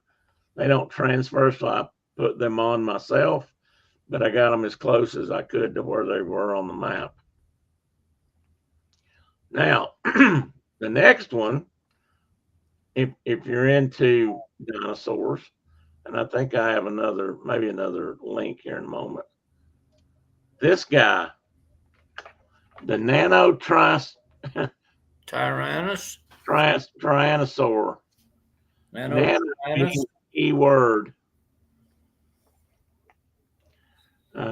This is, of course, an illustration that shows a pack of Tyrannus. They're actually attacking a juvenile T-Rex. And this whole thing got started from I'll show you this in a moment. A fossil, maybe my next picture. From the Judith Basin, probably. I believe it is. Or Hell Creek Formation. So this might be Hell Creek, actually. But Montana. But now this dinosaur and this fossil is in North Carolina. And there was, I guess there's been all kinds of feud about who had it, who should have it, who got it. Because I guess one of the professors or one of the discoverers was from North Carolina, but they found it out there.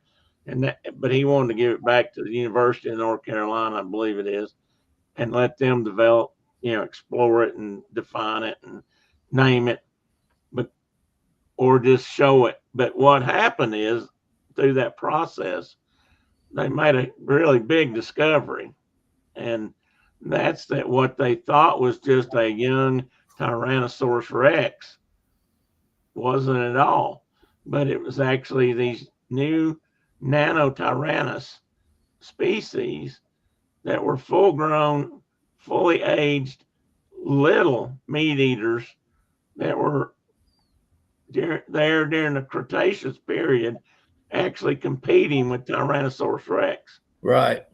Whereas before, we used to think that at this point in evolution, this point of the dinosaur timetable, T-Rex was pretty much it. They were the guys that ruled, and maybe they still did. But now they're discovering that there's more meat eaters that were out there competing with it. I got some comments on that in a minute.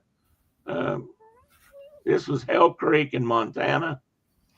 They found what has been called the dueling dinosaur fossil, which was what they thought before was a T-Rex juvenile and one of the sauropods, or the frilly Ceratopsians. Excuse me. These two dinosaurs together, which I'm getting ready to show you. They found this in 2006, but just in the last month or two, they've actually come out and said, "Hey, we were wrong. This is what we really discovered." But they found this fossil then. This was during the late Cretaceous. This came out in the journal Nature. And paleontologists Lindsay Zano and James Napoli conclude that some of the bones from that specimen belong not to a teenage T-Rex, but to a fully grown individual, a different tyrannosaur species, Nanotyrannus lancinus, Lancensis.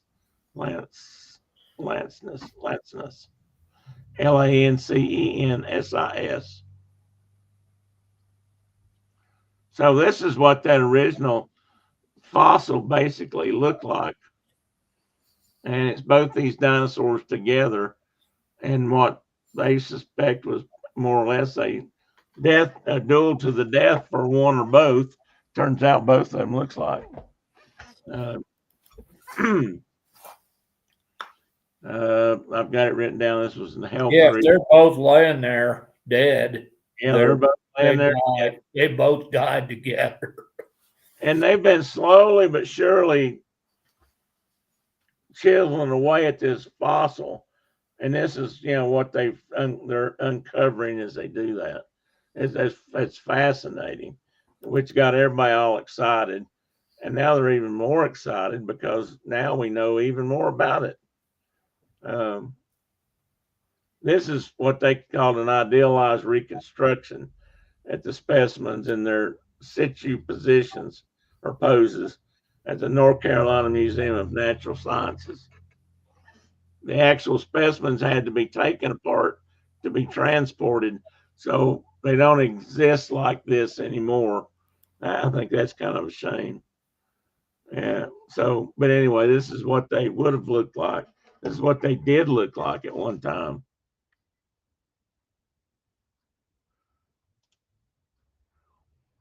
And here we go. There's part of that up at the top left is that larger fossil as it's being prepared for shipping or being prepared to be worked on. I'm going to say that. And that bottom left is a cast of the Nanotyrannus skull. So you can look at that and you can see it is a little different than a T-Rex. To me, it's got a longer snout, different teeth, the whole head, cranial cavity and all that area is different. So that was one of the ways they figured out that, hey, this isn't a T-Rex. Let me douse my throat here real quick. I wonder. Let me get a drink of water. Maybe that'll help better.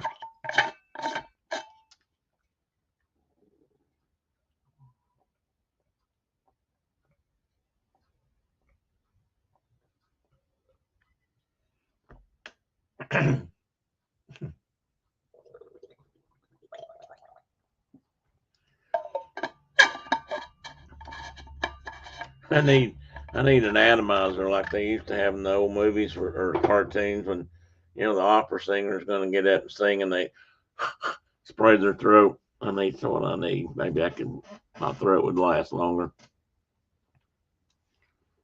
I don't want to move this slide till Mark comes back and sees it.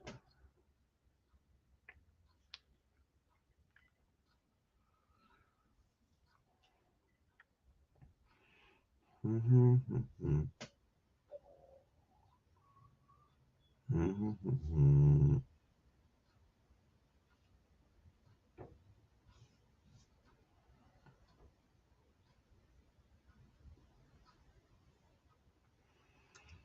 That the on the right hand side, that is fossilized skin of one of these critters. It doesn't say which one. They probably look kind of similar if you could see them together. That Ceratopsius would had all the different colors probably than the Nanotyrannus, but we don't know exactly what they look like yet. And since they're new, it might be a little while before we would figure some of that out. But what they've now found is they've got some small T-Rex skeletons that they're pretty sure are young. And one of the ways they figured out that this is not a young dinosaur. This dinosaur's old, was they cut the bones or, the fossilized bone, and they scanned it, and they're able to read the layers, much like the rings in a tree, to tell how old it was. That Nanotyrannus, does that mean that it's a small tyrannosaur species. There he is. And so that's where the but it's the smaller ones that they found. It's very much like, but not completely, like a T-Rex, but smaller. I was just saying, Mark, that they've analyzed the bone structure of this fossil and figured out that one of the ways they figured out this is not a juvenile T-Rex is the fact that this dinosaur is probably 20 to 30 years old when this happened. So it was mature. It was a grown-up dinosaur. Cool. And they've actually been able to, as they've developed this skeleton more and more, uncovered it.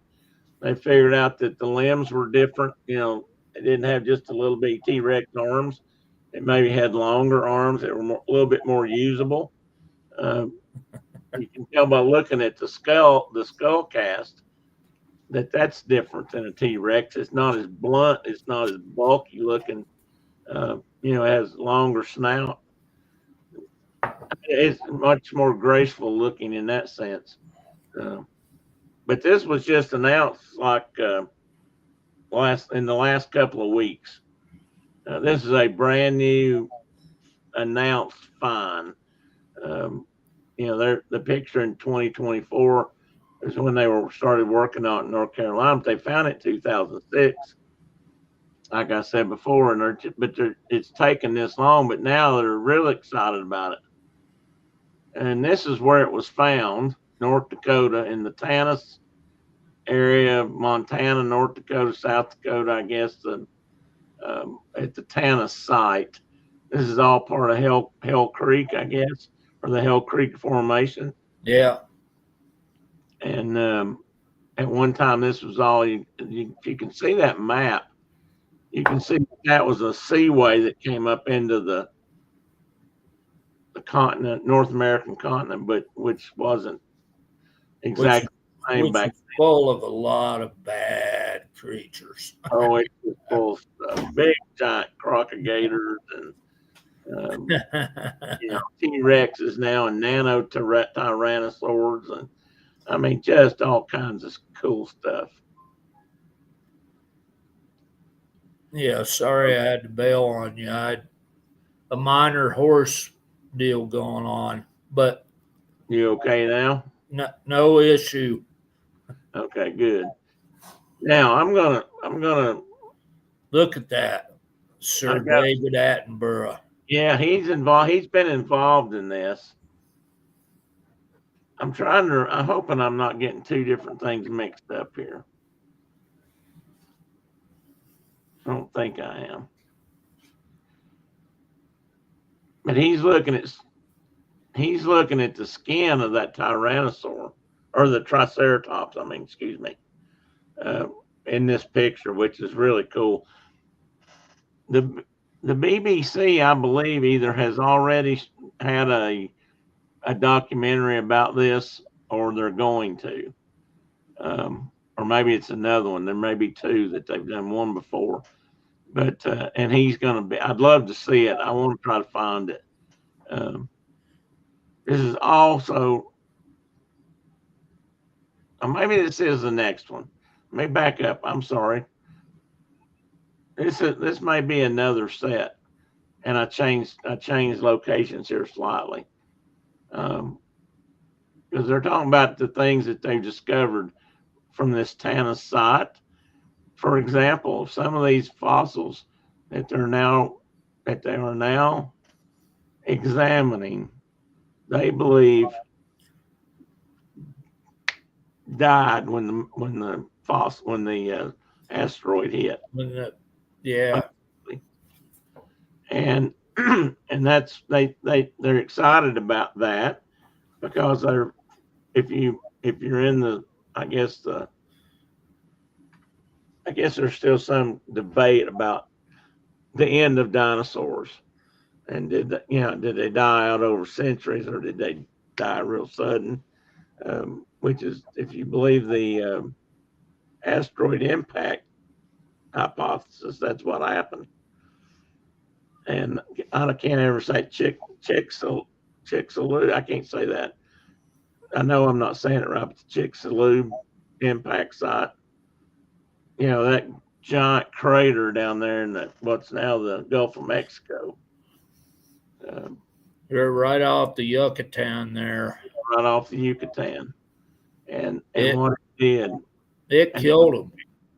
Yeah, but if it took 10 years or 100 years or 1,000 years, we may never know. Yeah, we may never know for sure. But some of these critters that they definitely disappeared pretty quickly. Yeah. Because of that. These critters that died at this Tanis site, they do believe may have happened as the waves and floods and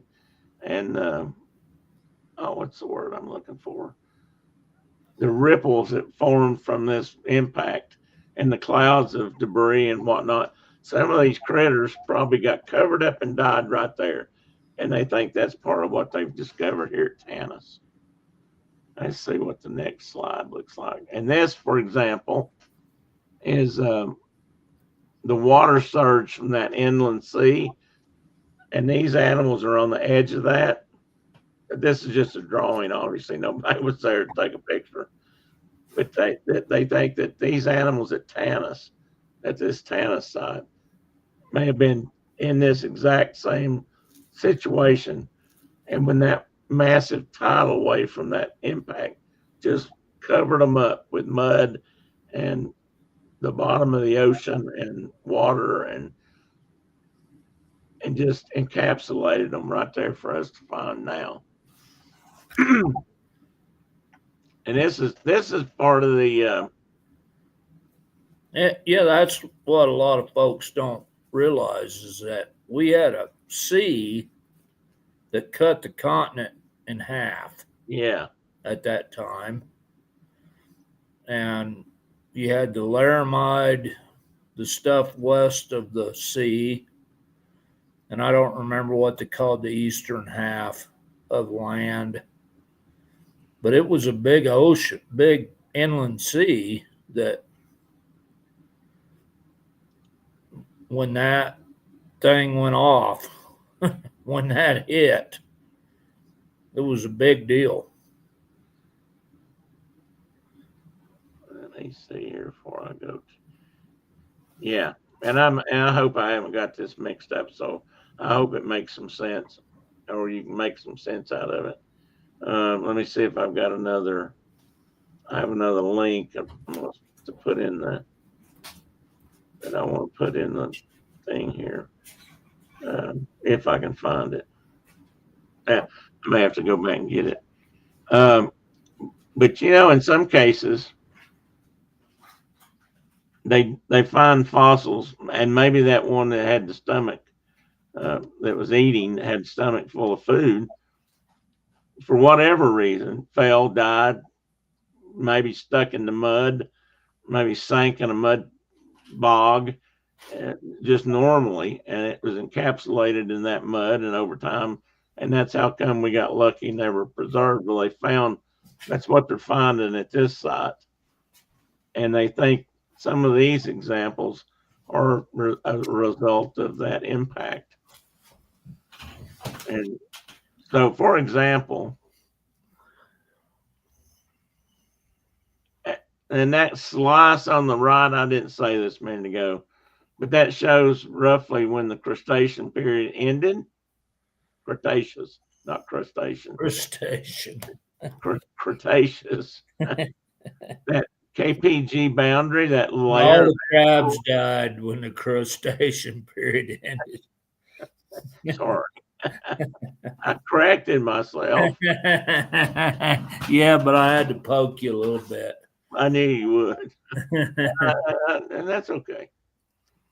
And then what we kind of know now is the age of mammals began. But we also now know that there were more mammals running around during the Cretaceous period than before than we realized too. I got something about that also. So anyway, the next slide, please. So one of the things they found in this site was some suddenly encapsulated eggs, excuse me, of a pterosaur. I can't help that. I have to say it that way. Maybe you should see a psychiatrist. Psychiatrist. maybe I should. The pterosaur embryo inside a pterosaur, a flying dinosaur inside an egg. Let me see if I have any other notes on that because I think I do. Here we go. And they found this. They found that egg, which is not something they find, and they've been able to tell that these eggs are more leather-like, not necessarily a hard shell. They're more like a turtle's eggs. But almost the whole critter was developed inside this egg and probably near ready to hatch when it was, covered up in Fossilized. Fossilized. But because of that, they've been able to take that, let a computer dissect it, or they've dissected it using a computer and a magnifying glass or a microscope. And they've created this model, which is what you see on the lower right, of what that pterosaur would have looked like days after it popped out of the shell, which I think is really neat. That's cool. It is cool. And this is what they think some of these other, the skin that I showed you a minute ago, Attenborough was looking at, and we were talking about feathers, was this guy or these guys. And this critter is obviously has feathers over most of his body, from the skeletal remains, the fossilized skin. And this thing is Alvatium. Oh, good luck with that. Duvici. That name was created using words from the Shoshone language. Really? Because of where these were found and its relationship to Shoshone territory, if you will. Wyoming. Yeah. And they got words from them and they worked with them and came up with its name. That's why, and that's another reason I can't pronounce it. But that is basically a Shoshone word or a group of words that combine to mean, this thing, which I think I've written here. This is in the Popoaggie formation. Or Paposia. I know. I was going to say it correctly, and I thought, no, I'm going to say Popoaggie. Oh, dang, I'm losing it. My mouth is suddenly like I ate the desert. I've ate them. The oldest known dinosaur of the ancient Radian landscape. Yeah, and I believe it's yeah. I thought when I first read that yesterday or the other day, I thought it said something. I misread it. I read it quick but then I realized what it was actually saying.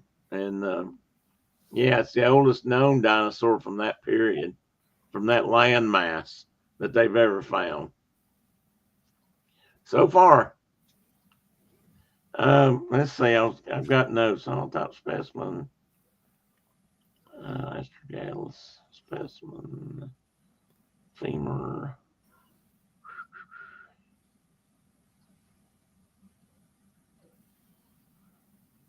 I'm reading real quick here, guys. Bear with me. I'm reading my notes. I thought there was something I wanted to say about this.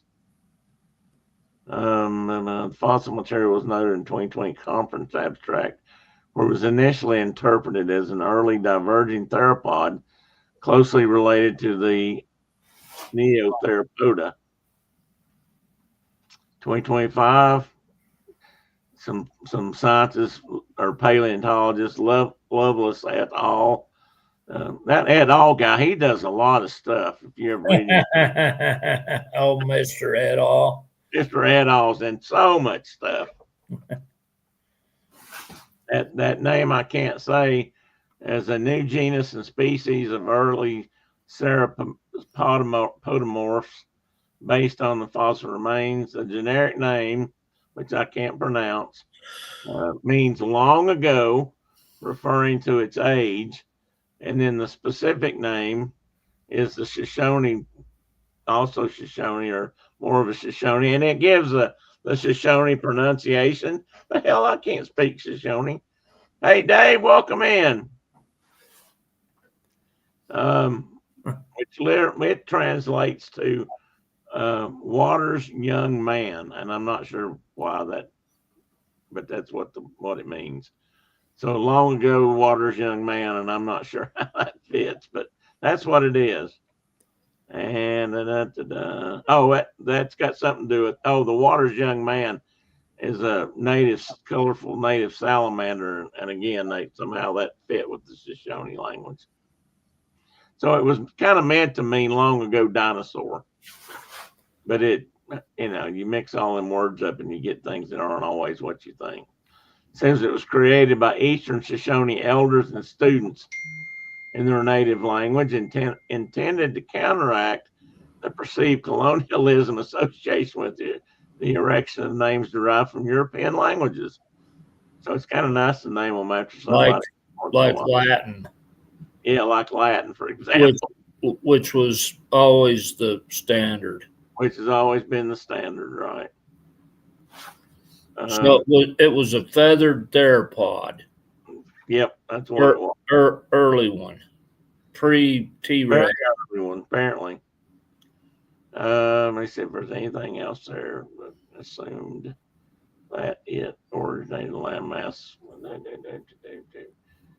Anyway, but they figured out a whole lot more about where this one's from, where it came from, what it is, the fact that it's not from another group that they thought it was, now that they've been able to see it better. So that's just a couple examples of how big or small this one was. You got your average human type person there, and you got the little guy running around his knees and biting him in the ankles. Mr. et al. Again consistently recovered as closely affiliated with the anyway, all them things I'm not even going to try to read right now. If there's anything else here I want to say about him.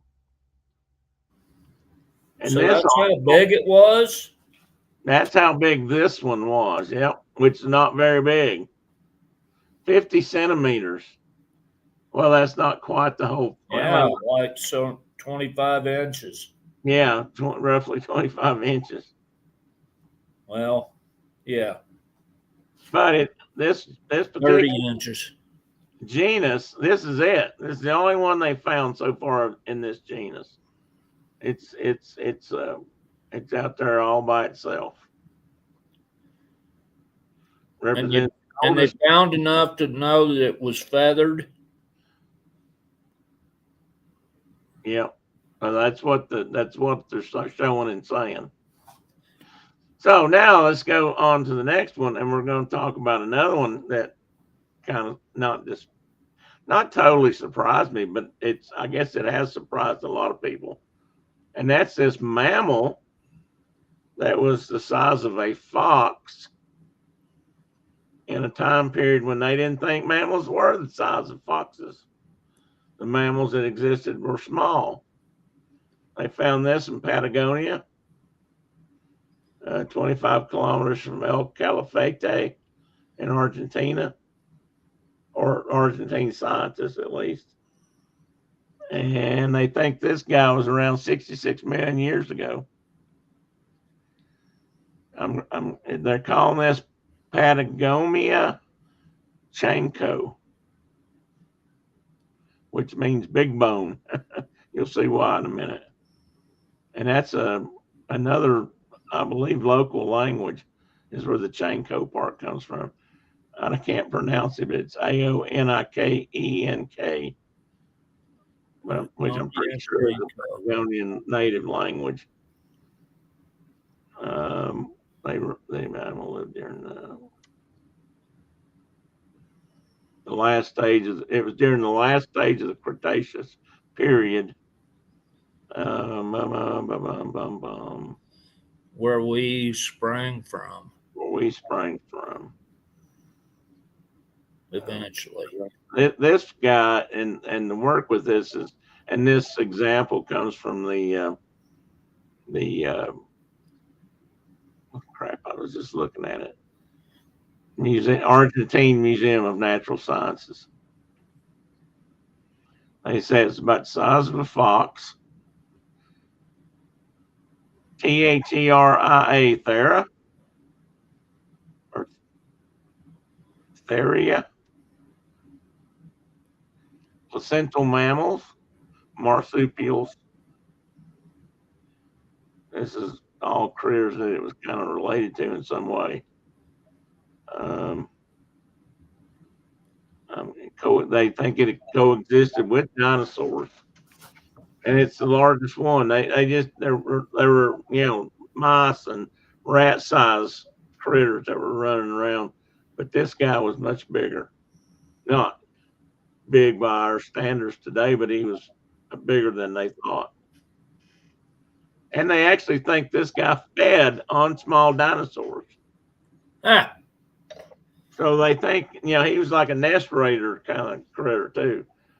Getting the eggs and getting the hatchlings. Not all dinosaurs were great big when they hatched out. And I mean, he's big enough that up to 14 kilograms, they think he weighed. And he's considered much larger than mammals of that time period. Let's see. This one had a lot of information. I was trying to figure out what to put in, what not to put in, because it was confusing me, as you've probably figured out by now.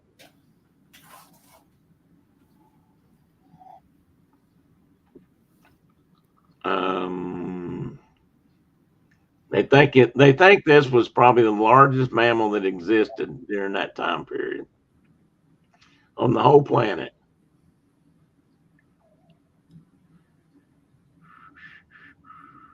That they found So far. And this is an example in a drawing that shows, the bones that they found and the bones that makes it different than other species that they found during that time period, smaller mammals, and by using these bones, they've been able to figure out how big it was.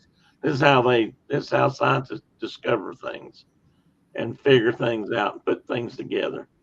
And it takes a while until they find enough parts or they have enough scientific information that they can combine it all and figure out, okay, look at this guy. This was a mammal that was, big as a fox. But it's funny to me that, go back to that. Go back to that next. Hang on. I'm working there. Go ahead. So there are times where I think, okay, you've got these little fragmentary bones, and you have built an entire creature out of it. You didn't have any skull material. How do you know? Well, yeah. I mean, they've got some lower spine, lower rear limb, a little bit of lower front limb. How do you know what? I mean, maybe it was a plant eater. How do you know? Well, that's a good question, and I don't know. These are the bones that they're showing. That I don't know if that's entirely all they've got, or if they're I just. hope they've got more than that, Well, me too. because you just invented a whole creature that you don't know nothing about, Bone fragments. from little tiny bone fragments. Like, how do you know that's what its head looked like? How do you? Is it just a guess? How do you know? Do you have any of its skull and its teeth, and maybe it just walked around eating like cycads or something? I just sometimes I wonder. Yeah, The scientist guy in me is like, "Where's your data, please?" Yeah, well, I get that, and this has been peer reviewed. I do know that the information they have, so there are quite a few people looking at this. Well, I'm sure. I mean, it's going through the process, but it's just like And that's what it I is. hope you have more info than what's shown in this diagram.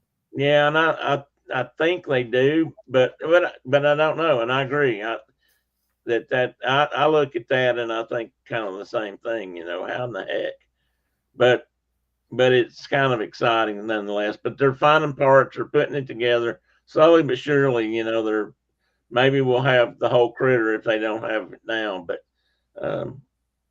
I've skipped over this part where they found it and how it fits into this time scale. I could have pulled up so many of these charts and things on all these critters, but I just didn't want to get that complicated, to be honest. And I can't remember how they use these scans down below, but what was that showing? Let me see if I have something here. I probably have it in my notes and I can't figure them out because I had too much info.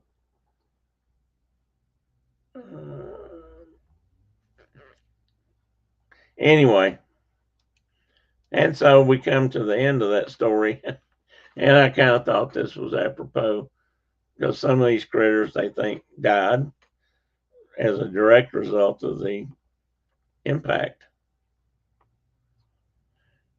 And that's,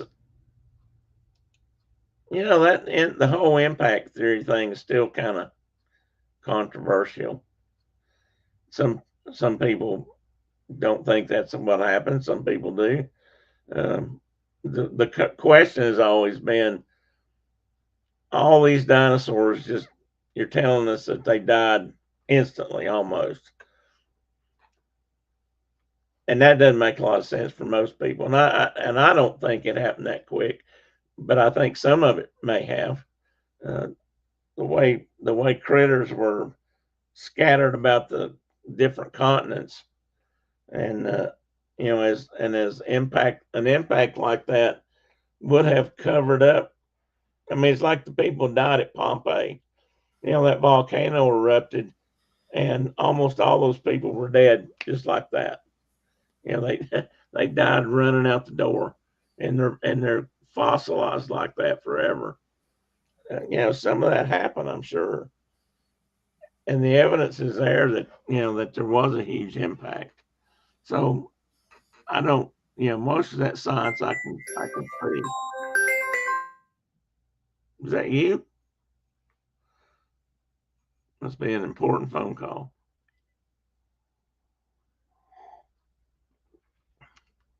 Yeah, John, it kind of was. It's a furry dinosaur. I mean, but it's not a dinosaur. It's an actual mammal that lived in that time period. That did live amongst the dinosaurs, scurried about under its feet. The impact, some of the impact theory discussion or hypothesis um, suggests that one of the reasons mammals lived was because they were able to burrow underground and were more protected than great big huge dinosaurs who had no place to hide. Couldn't survive the nuclear winter afterwards, and just all that kind of stuff. Smaller critters take less energy, so they don't have to have as much food. The stomach, those theropods or sauropods rather, like the Judy dinosaur, they ate tons of fodder every day, or not just fodder, but the foods they ate, the greenery, the salad they were eating was big. Wasn't just a little bit here and there. It was huge. Dave says we need pet dinosaurs. Kind of like on Flintstones, right, Dave? If he's still here.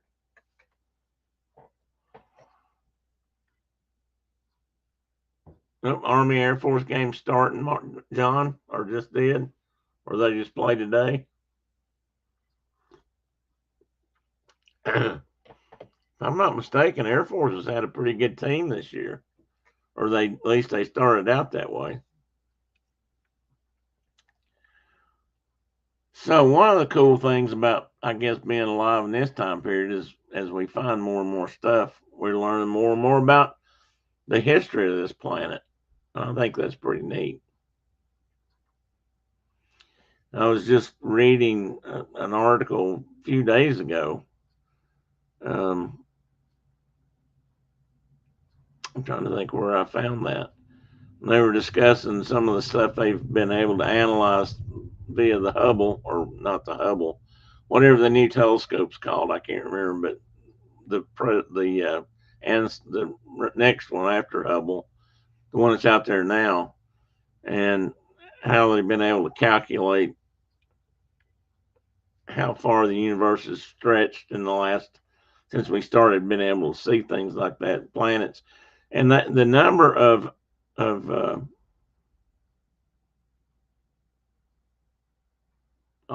galaxies that they've now see is just, I would say astronomical, but I think it's even more bigger than that. It's and so I mean we're learning about this planet, everything that's happened here in the last 360 million years or something, and at the same time via these telescopes and science and computers, we're looking at stuff that happened at the beginning of time out in the middle of the universe. It's pretty cool, I think. So you say did you have cows running around in your yard? I got cows, I got horses, I got grandkids and in-laws, and No, so they've all showed up. It's just pandalurium this morning. It's total pandalurium. So everybody's there now. Hi, everybody. No, we don't have everybody here yet. Oh, okay. Yeah, it's just one of those days where it'd be nice to just take a deep breath. Has it started snowing yet or raining? No, but it looks like it might any second. Well, I hope it don't for your sake. Well, I mean, we're Wyoming. We could always use the moisture. True, very true. The famous saying.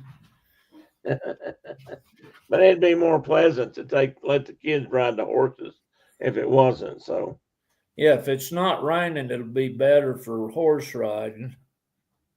Because riding in the rain, I've done it a million times, ain't as pleasant as when it's not raining no, I or haven't been.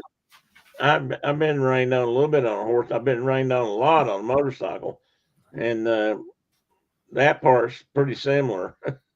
Um, and I used to hate it when I'd get caught in the rain, but then over a period of time, as I rode more and more, like every day, no matter what. I mean, there was a couple of years there where I rode my bike to work every day for 18 months or something. I don't know how long it went before I finally drove myself into work, but in a car.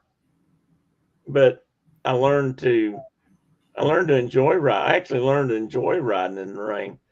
Yeah, for me, and on a motorcycle, different from a horse, not entirely. Was once I learned that there's certain tires that function really good even when the road's wet, and you get a lot more confident riding. I'm sure riding a horse in bad weather, that its feet are sound, or or if it's got shoes, or that makes you a lot more confident riding in the rain. Um, but both of them But you fall a lot too. do what? You fall a lot too. You fall a lot. Yeah, that can suck. I've had a lot of many horses like hit a slick spot and come down, and sometimes you're under them. That's not good. And that's never a good thing. But Put my water back. So Honeycomb and I were charging after a calf one day, charging like, hoka hay. And it was wet. And we hit this big bunch of badger holes all together. Like no, that would be good. Big cluster of badger holes. And it was slickery anyway. And I was trying to cut this calf off and maybe get a rope on him and hit those holes, and over she went, like backside over tea kettle. I wondered how you were going to say that. And I came flying off of her and I kept like somersaulting, basically just flip flop, because she was doing the same thing right behind me. No, that's not good. And my buddy's wife, we were moving cows for the ranch we ride for. Right. And she goes, "That's the most athletic thing I've ever seen a human being do. And you're an old man." It was. You tell her it wasn't on purpose. I'm like, it was totally self-preservation. That's all. I'm glad nobody. It had nothing to do with athleticism. It was totally just like, I don't want to die. I don't want to die. I don't want to die. And now you probably have that funny limp. And my horse got up, and I got up, and I got back on her, and away we went again. Yeah, that's good. I'm glad nobody got hurt. Not too bad. Nobody was injured. I was sore. Yeah, okay. I knew there was something going to come out of it. There was soreness involved, but she came through it okay. Nothing broke or hurt. That's good. Nothing. She didn't get hurt at all. I was really worried about her because she stepped in those big old holes and, like I said, went basically right over her head.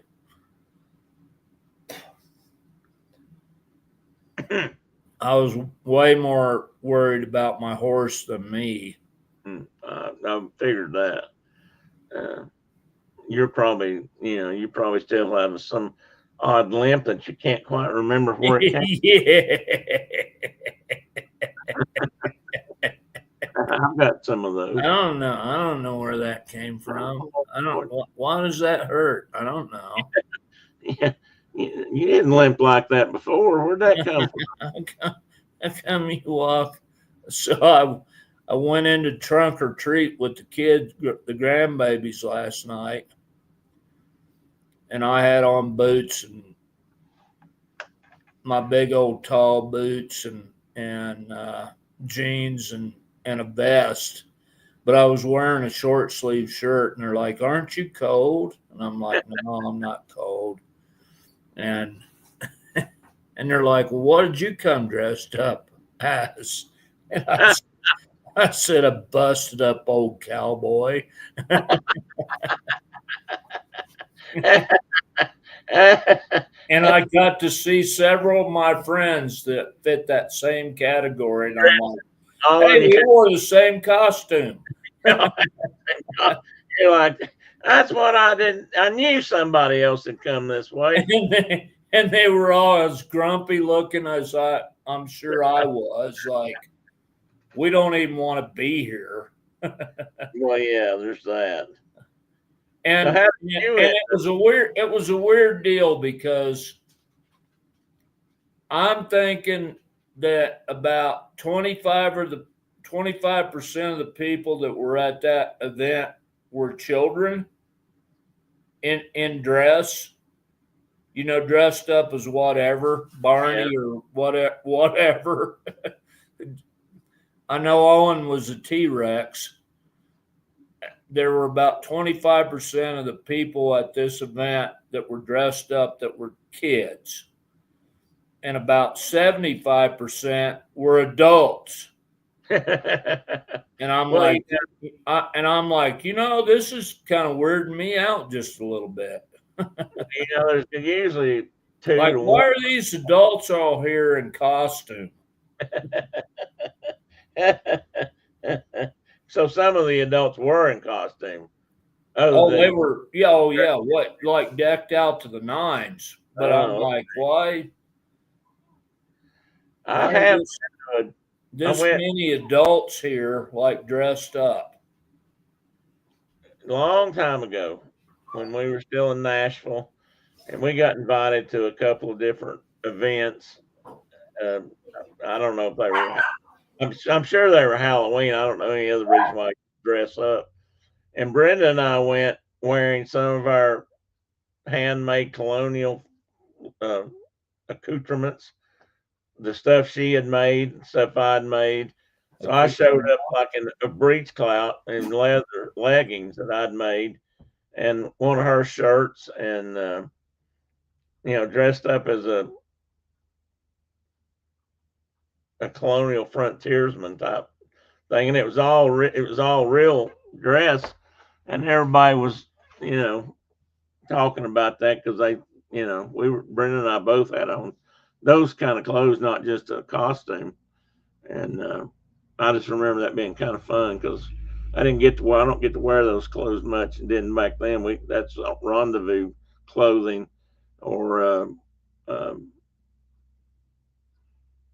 reenactment kind of stuff. So, and I was kind of proud of the stuff we had. So, what I mean, anybody that's left in here, did you guys have any trick or treaters last night, or did you guys do anything special for Halloween? Nobody knocked on our door. We've been here two Halloweens now, and not seen the first kid. I guess they all go to town or go trunk or treating anymore. I don't know. I think it's sad. When I was a kid, we'd have been all up and down this road between here and Rogersville, probably Yeah, in the dark. in the dark. And there was with like a white trash bag over your head looking like a ghost or something. yeah, something like that. We had John said they had many.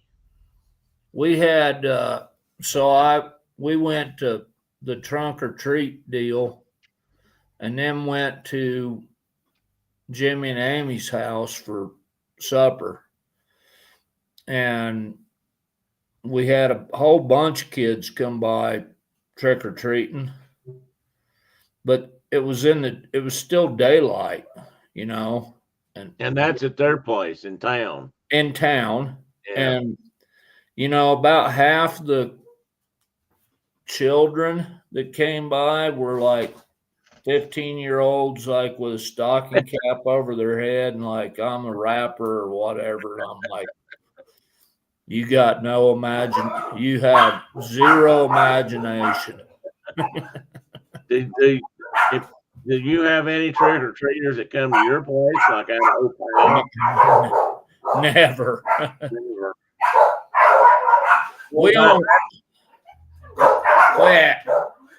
We probably only have like 6 or 8 kids that live within 20 miles of us anyway. So one year I decided to like have the light on so that like kids would know they could come to the house, you know. And I had one kid, and I'm like, well, that's it. Next year, quit. Next year, I'll just like drive to their house and give them candy. Well, I've got, that's something I need to show. Give me, bear with me. You guys will hang on this minute. I want to show you something neat. Carol said that they had a decent amount, but they live close to the school, so there's lots of kids. Tina said that they had none, and now we have a ton of candy. We never have any, and we always have a ton of candy. Chuck bought 3 big BJ's bags. I don't know what that is. But I'm thinking it's a lot of candy. You guys can eat it. Yeah, that's both good and bad. There's a positive to that.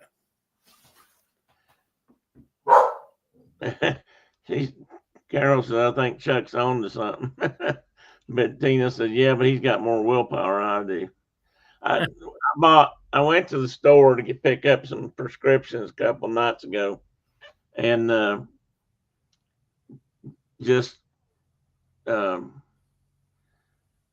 while I was in there, I just grabbed a couple of bags of candy just in case we had anybody.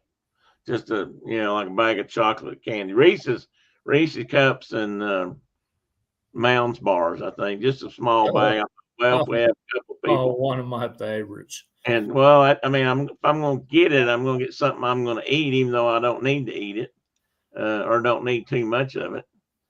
And picked it up and brought it back. I think Brenda and I probably ate half of it when I brought it home. So it's kind of like, bring chocolate home. Can't resist. I went into one of our little convenience stores yesterday, and my buddy works in there, and he's like, I got this just for you. And he handed me a full-size Snickers bar. That's the first one I've eaten in years. And I was like, man, that's good. Golly, that was good. Okay. Where are my pictures at? I don't need any of it. Do what? Tina said she doesn't need any of it. Well, that's the problem, Tina. Most of us don't, but boy, it's hard to resist. If I had an Almond Joy or a Mounds bar right now, God almighty, that would be good. I gave my wife gave her a whole handful of money this morning, and like, when you go to town today to pick up the grandkids, because they're coming out here to horse ride, buy me a big old bag of fried chicken. Let me show you this. I had a craving flung on me, and I need me some fried chicken. Well, you guys remember Sarah, the pilot, teenage pilot girl? Yeah. And her mom, well, I don't know if her mom was ever on camera, Julie, and her dad, James. Now, he came on one of my early shows, and we talked about all of his travels and stuff in the military and that sort of stuff. Well, they sent us a picture last night. This has got to be one. I mean, costume wise, this got to be one of the best I've ever seen. And this is what it looked like. Can you see that? There, I couldn't see it on the Bacon screen. and eggs, man. Bacon and eggs. So we were trying to figure out what in the world, and they were. So I sent them a note back. I said, "You guys at some kind of party?" Or I thought maybe they were having something at their house. My thought was, well, I bet Sarah's having a party. But they said no. They said we never get. And we lived out in Sinai for years and hardly ever had any trick or treaters. I mean, it got less and less and less. And they said they usually don't have any. So they both took a bag of candy, dressed up like bacon and eggs, and they went up on the main street of the neighborhood and just handed out candy. And they, instead of trick or treating, they were just up there handing out candy. And John said they had 80 pieces left. Threw them in the garbage. Oh, but it's so hard to waste it.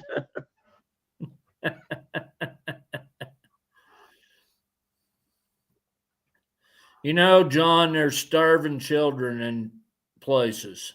Yeah, China. That's what they used to say. Tell me anyway. I don't know where they got that. When I was a kid, it was China. It was always Me China. too. And I'm like, well, you know, there's like 4 billion of them. So why, if they were starving,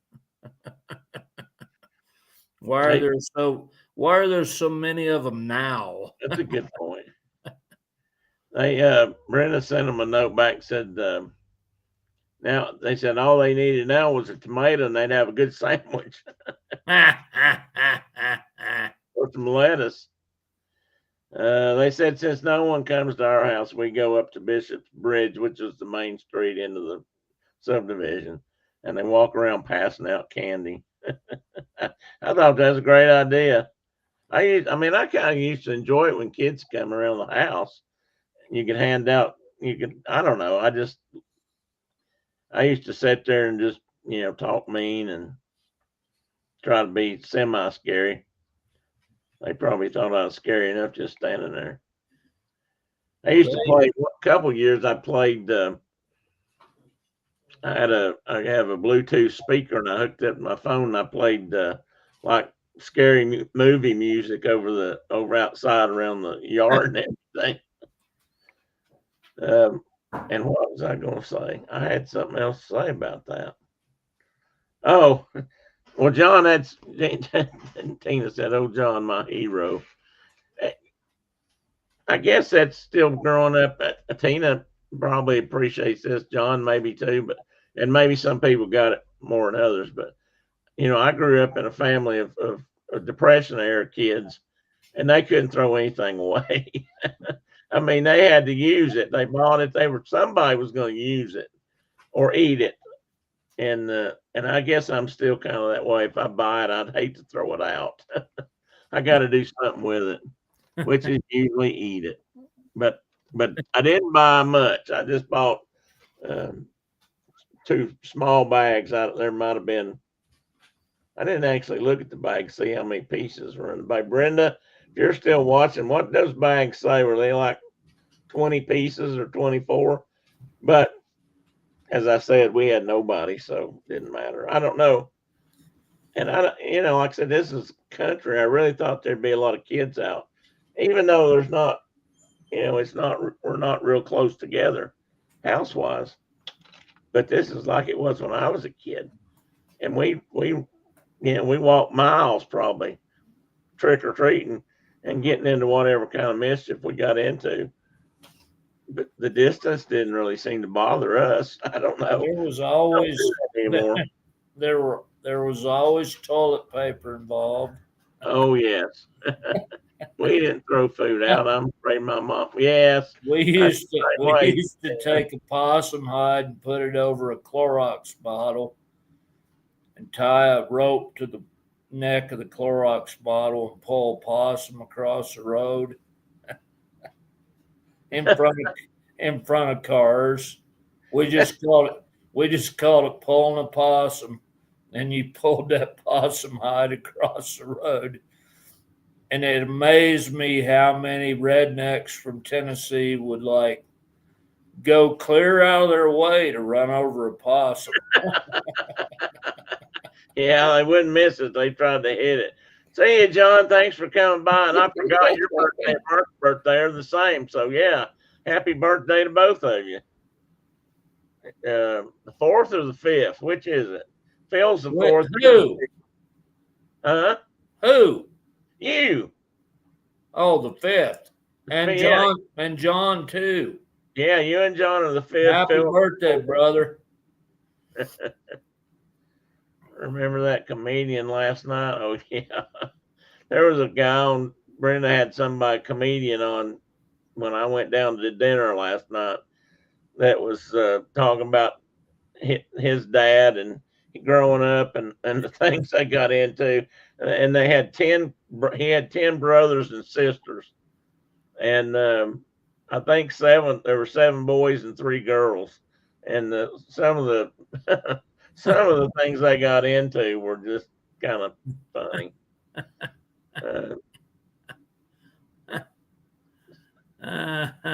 Roadkill means dinner. Well, in some places that's right, John. Well, it's legal here now. It is here too. Oh, I just made that go away. Bring it back. I was trying to see what else I missed here. Anyway, have a good day, John, and I hope you're going to do something, special but safe for your birthday.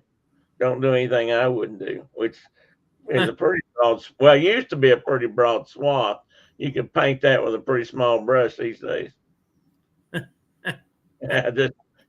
I'm not. I wouldn't go as far to say I live an exciting life.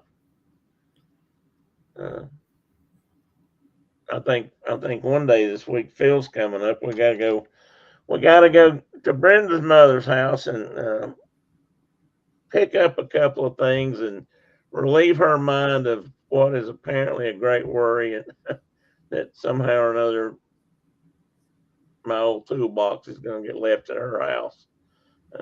Not sure what's going on there, but it's an issue, so we got to go fix that. I don't know if I'm going to rent a U-Haul or I got a couple. We actually have a couple of things. If there's somebody there, we're not allowed to visit unless we have supervision, I think. Maybe I haven't talked about that on here. Probably shouldn't. Well, wait, you would do it. You could though, wouldn't you? Well, yeah, Tina, I would. I think I understand what you're saying. And yes, I would if I could. There's a lot of things I'd still do if I could. If I could still tie my hand in, I guarantee you I would. Oh, Lord. You don't need to be doing that now. It'd kill me now. Two things. One, you're too old. So me and my buddy fought bulls for the high school kids here one year. Yeah. It's been years ago now. And I'm like, dude, I'm getting to where I can't step around them anymore. He was like, you and me both, buddy. That's not where you want to be. And like they called us the next year, like, you guys want to come in and fight? And we're like, nope, we're not doing it. Was that the local high school? I mean, right here, like local town. Yeah. It was a FFA deal, but anyway. Hold on. My He cut himself off before he finished talking. But Tina, that made me think of something. Now I forgot what I was going to say. had something to do with that topic. Maybe it'll come back around on the guitar here in a minute. Okay, I'm back. You're back. Has your daughter passed by? It's just been like one of those mornings, dude. Yeah, but everything else has been good. So you were still recuperating from the year. Getting ready to rain. It's trying real hard to think about raining. I had a whole fun day of horse riding planned. It may not happen. I'm not sure yet. Tina said that you were talking about the bullfighting this year versus next year, and you didn't want to do it. Next, you were still recuperating. Yeah, that's the problem with getting old. It takes a whole. It takes a whole year or Just more. Oh, CRS is really bad, Tina. Absolutely. I've got a. See, I've got a that's getting to be awful. Yeah. I used to laugh about that and say that. I'm still laughing, but it's true now. At least about some things. And my 85-year-old father reminds me that it just gets better and better. Oh, yeah. Because he wants to make sure you get to know you're going to have a good time. Like that. It's going to hurt more. You're going to remember less. Oh, me. Oh my Oh, God. I guess I ought to cut everybody loose. It's 12:30. Oh, it's almost 1 o'clock. Excuse me. So I need to cut everybody loose. Get about your business. I hope everybody has a really good rest of your weekend. And like Tina said, I guess it's time to think about Thanksgiving, sort of. Well, on a positive note, Okay. it's only 11 o'clock here. Well, there you go. See, There's always a positive. you can always just think, what if we can always think we're in Montana or Wyoming, and we'll just it'll only be 11. And thank you, Carol. Yeah, buddy. I hope you have a good birthday. I don't even remember it. Never have. They kind of just slide up, especially now. Never been a thing for me personally, but anyway, it's one of the things I didn't have to worry about. One less thing. One less thing. Well, thank you, Carol. I apologize for my voice. I apologize when I forgetting.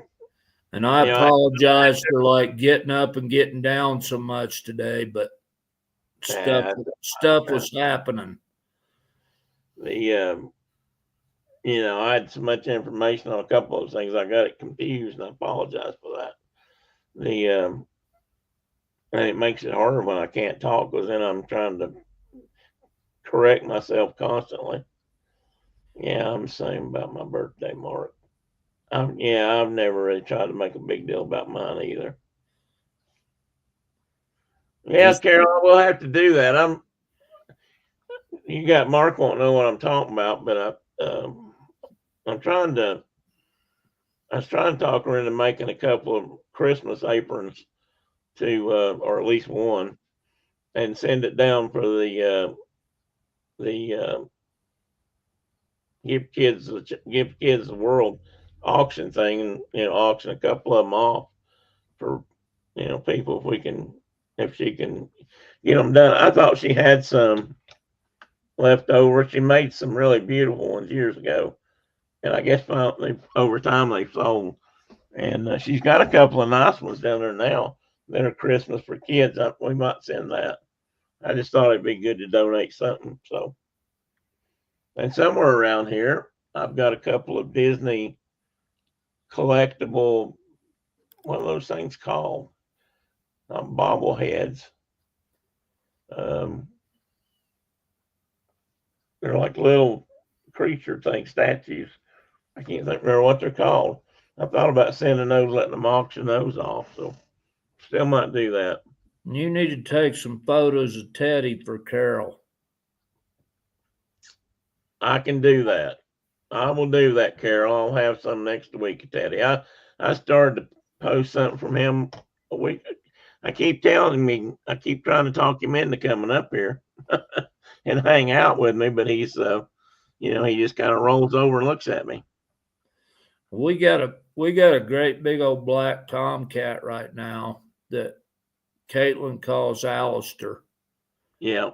And I call him Thackeray Binks.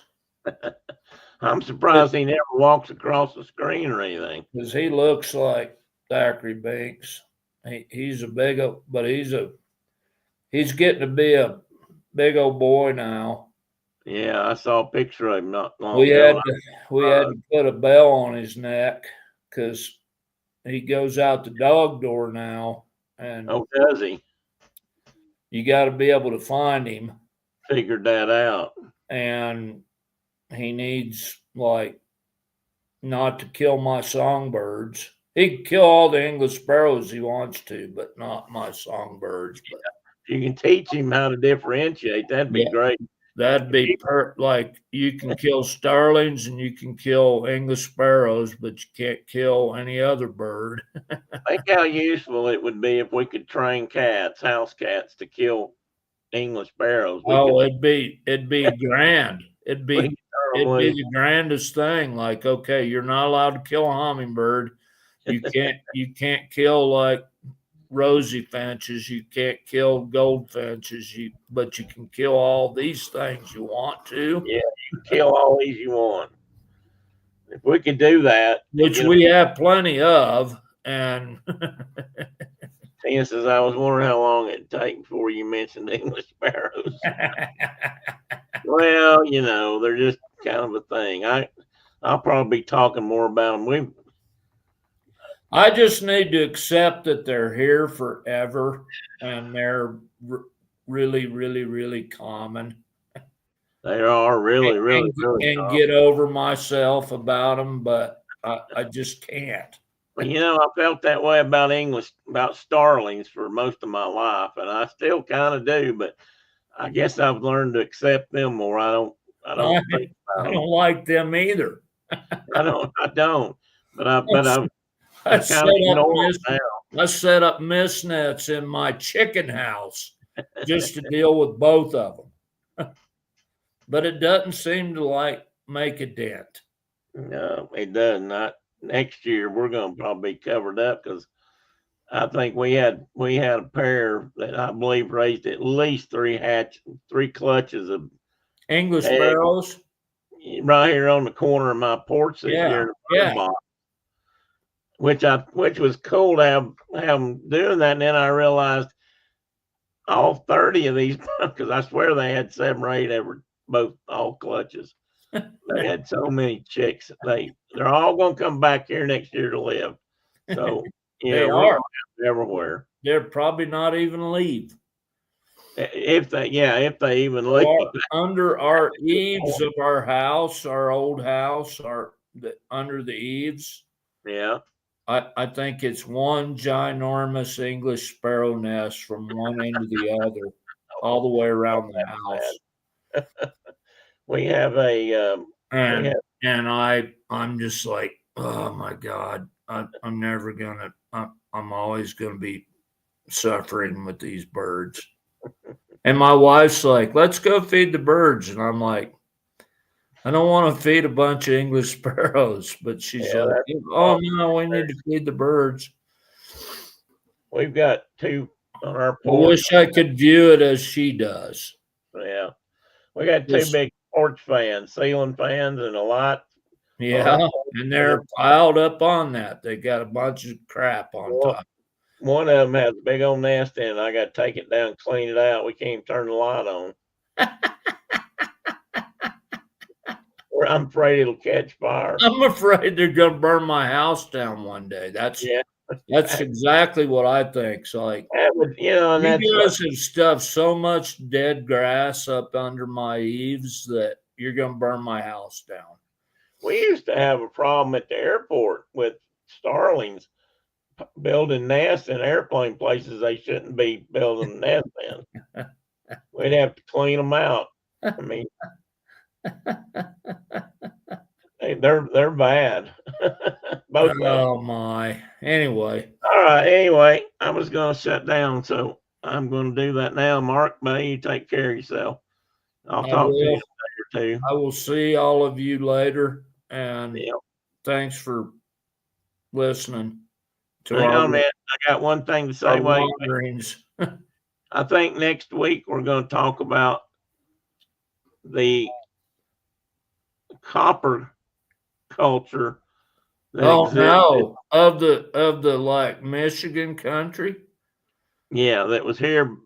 That now they think may have been much more developed in the Bronze Age early on. Exactly. In Europe was copper over here. Exactly.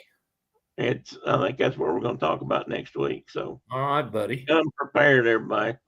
I will. Country, up in your country mostly, Carol. It was a cool period of history. Yeah, and it's a period that nobody knows anything about, hardly. We're learning about it now, or more and more, I think. So that's good.